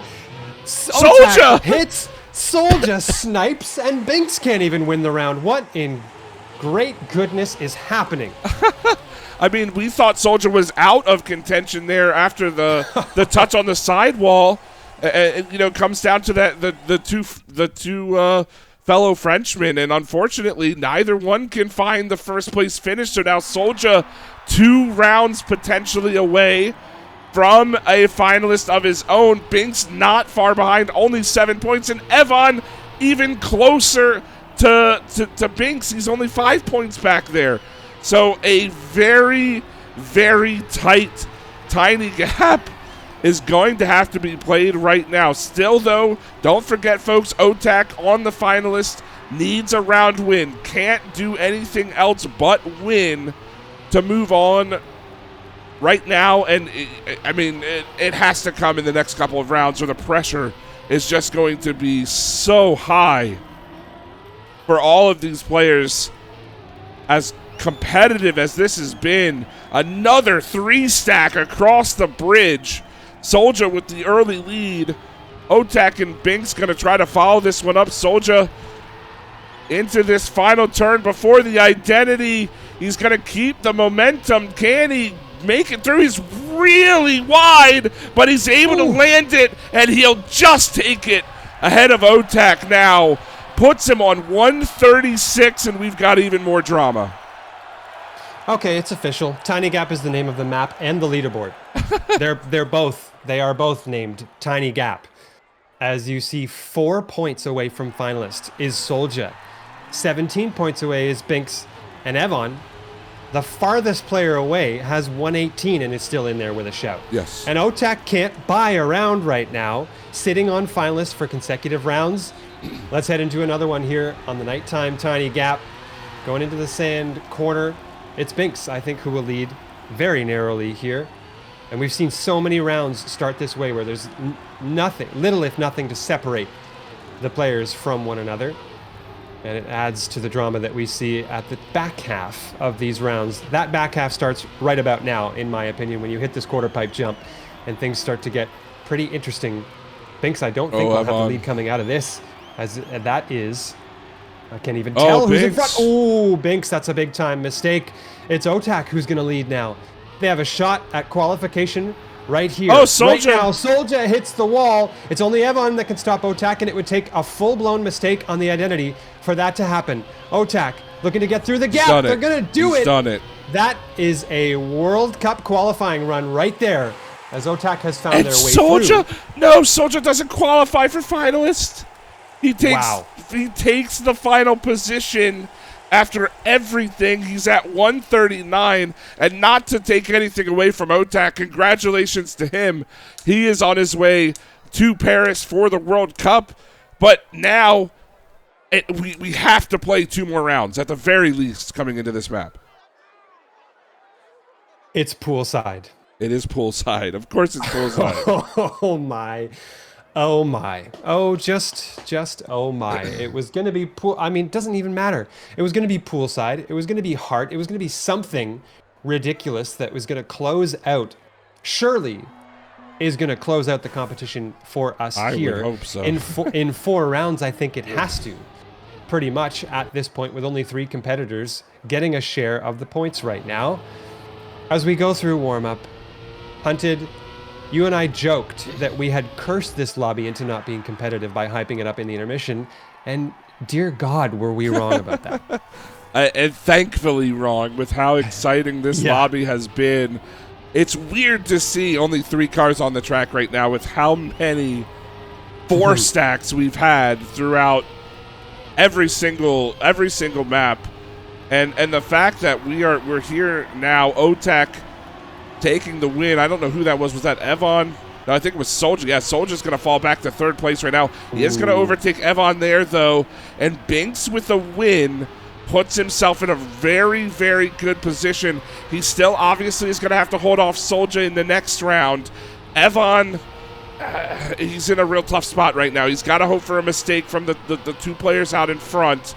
But unless we see some major mistake, however, it is poolside. We have seen it before.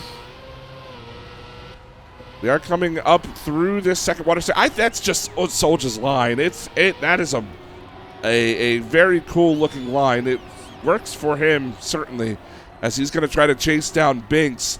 But Binks looking like he just wants to take this nice and steady. Keeps it all together. Really, really well done.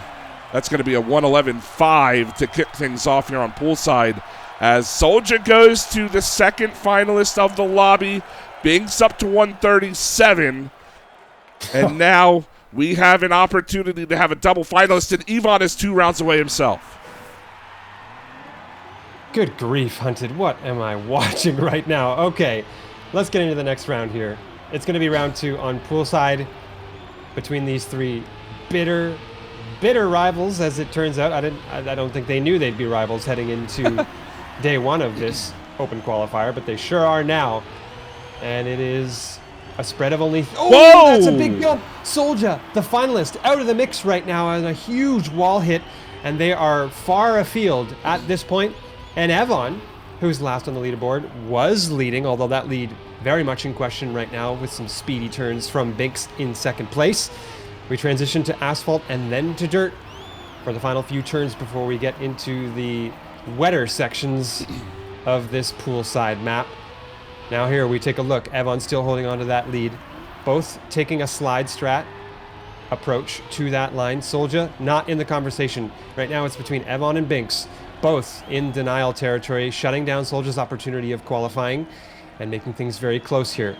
Regardless, if Binks finishes as the way things are right now, he is on finalist, and Evan with a round win is within 3 points of Yeah. finalists. Well, but see, We are very, very much in a situation where we could see triple. but Evon has to win though. There is no other Yeah. option. If he wins, we go to a race-off. 1 round to determine who goes to Paris. So at most, we have 2 rounds left, ladies and gentlemen. The pressure on these players, if it's Binks or Soldier who crosses the line first, they are your final player heading to Paris. If it's Evon, we go once more. And this is going to be so very close, so just tension-filled, so dramatic this lap. As Evon is currently running in second, we're going to follow him throughout just to see if he can keep it together here. He's chasing down Binks. Soldier is about 2/10 behind, and he is going to try to catch up now. He does have a pretty good line through the dirt, and he's going to cut that lead down to 0.18, but Evon all over the back of Binks right now. Cuts through, takes the lead just slightly, but will have to hang on. As here we go, the identity. Binks goes deep. He keeps it on. Gonna slow down now. Keeps it together again. One final turn. Binks will do it. He's the final player to qualify. Both Frenchmen will take their trip to Paris. And Evon comes up 2/10 short of a race-off there, and a heartbreaking defeat for Soldier, who started this group so very well. Oh, I've really got nothing after that. Hunted, I don't even know. I'll just say this: all 4 players, by the time things were done there, crossed the 140-point threshold for finalists.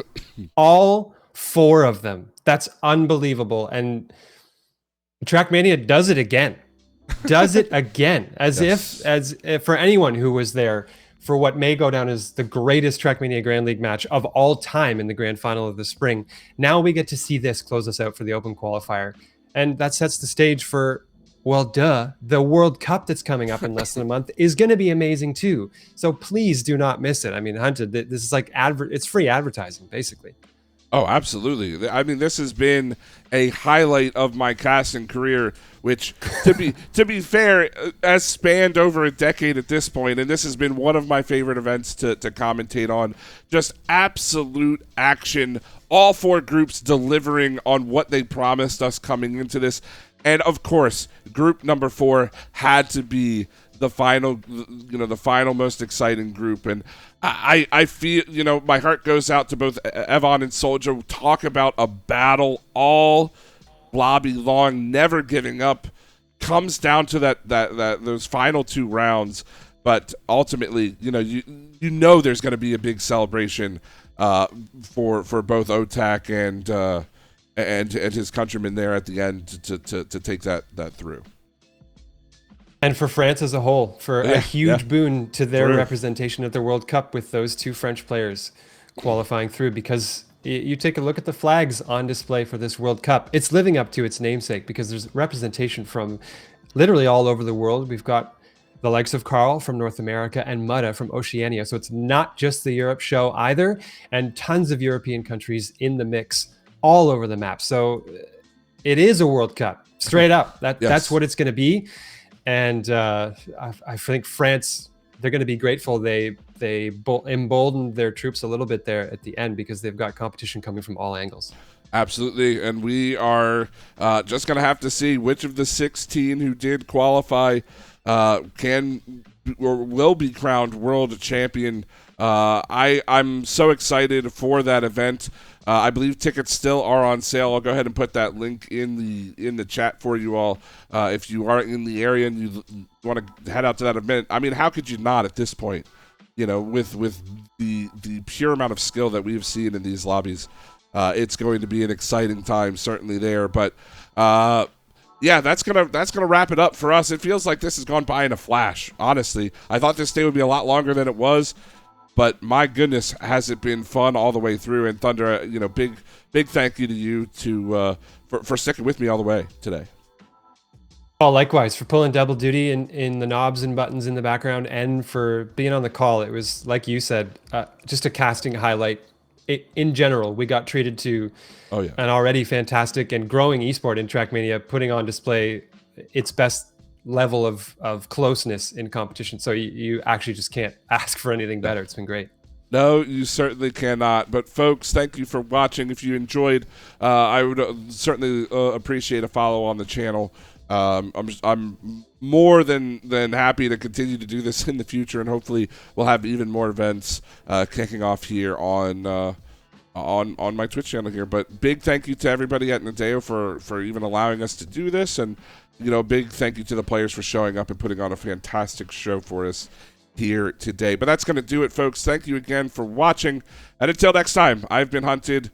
My co-caster all day long has been Thunder, and we appreciate your patronage here on the stream. So until next time, guys, have a good night. Bye-bye.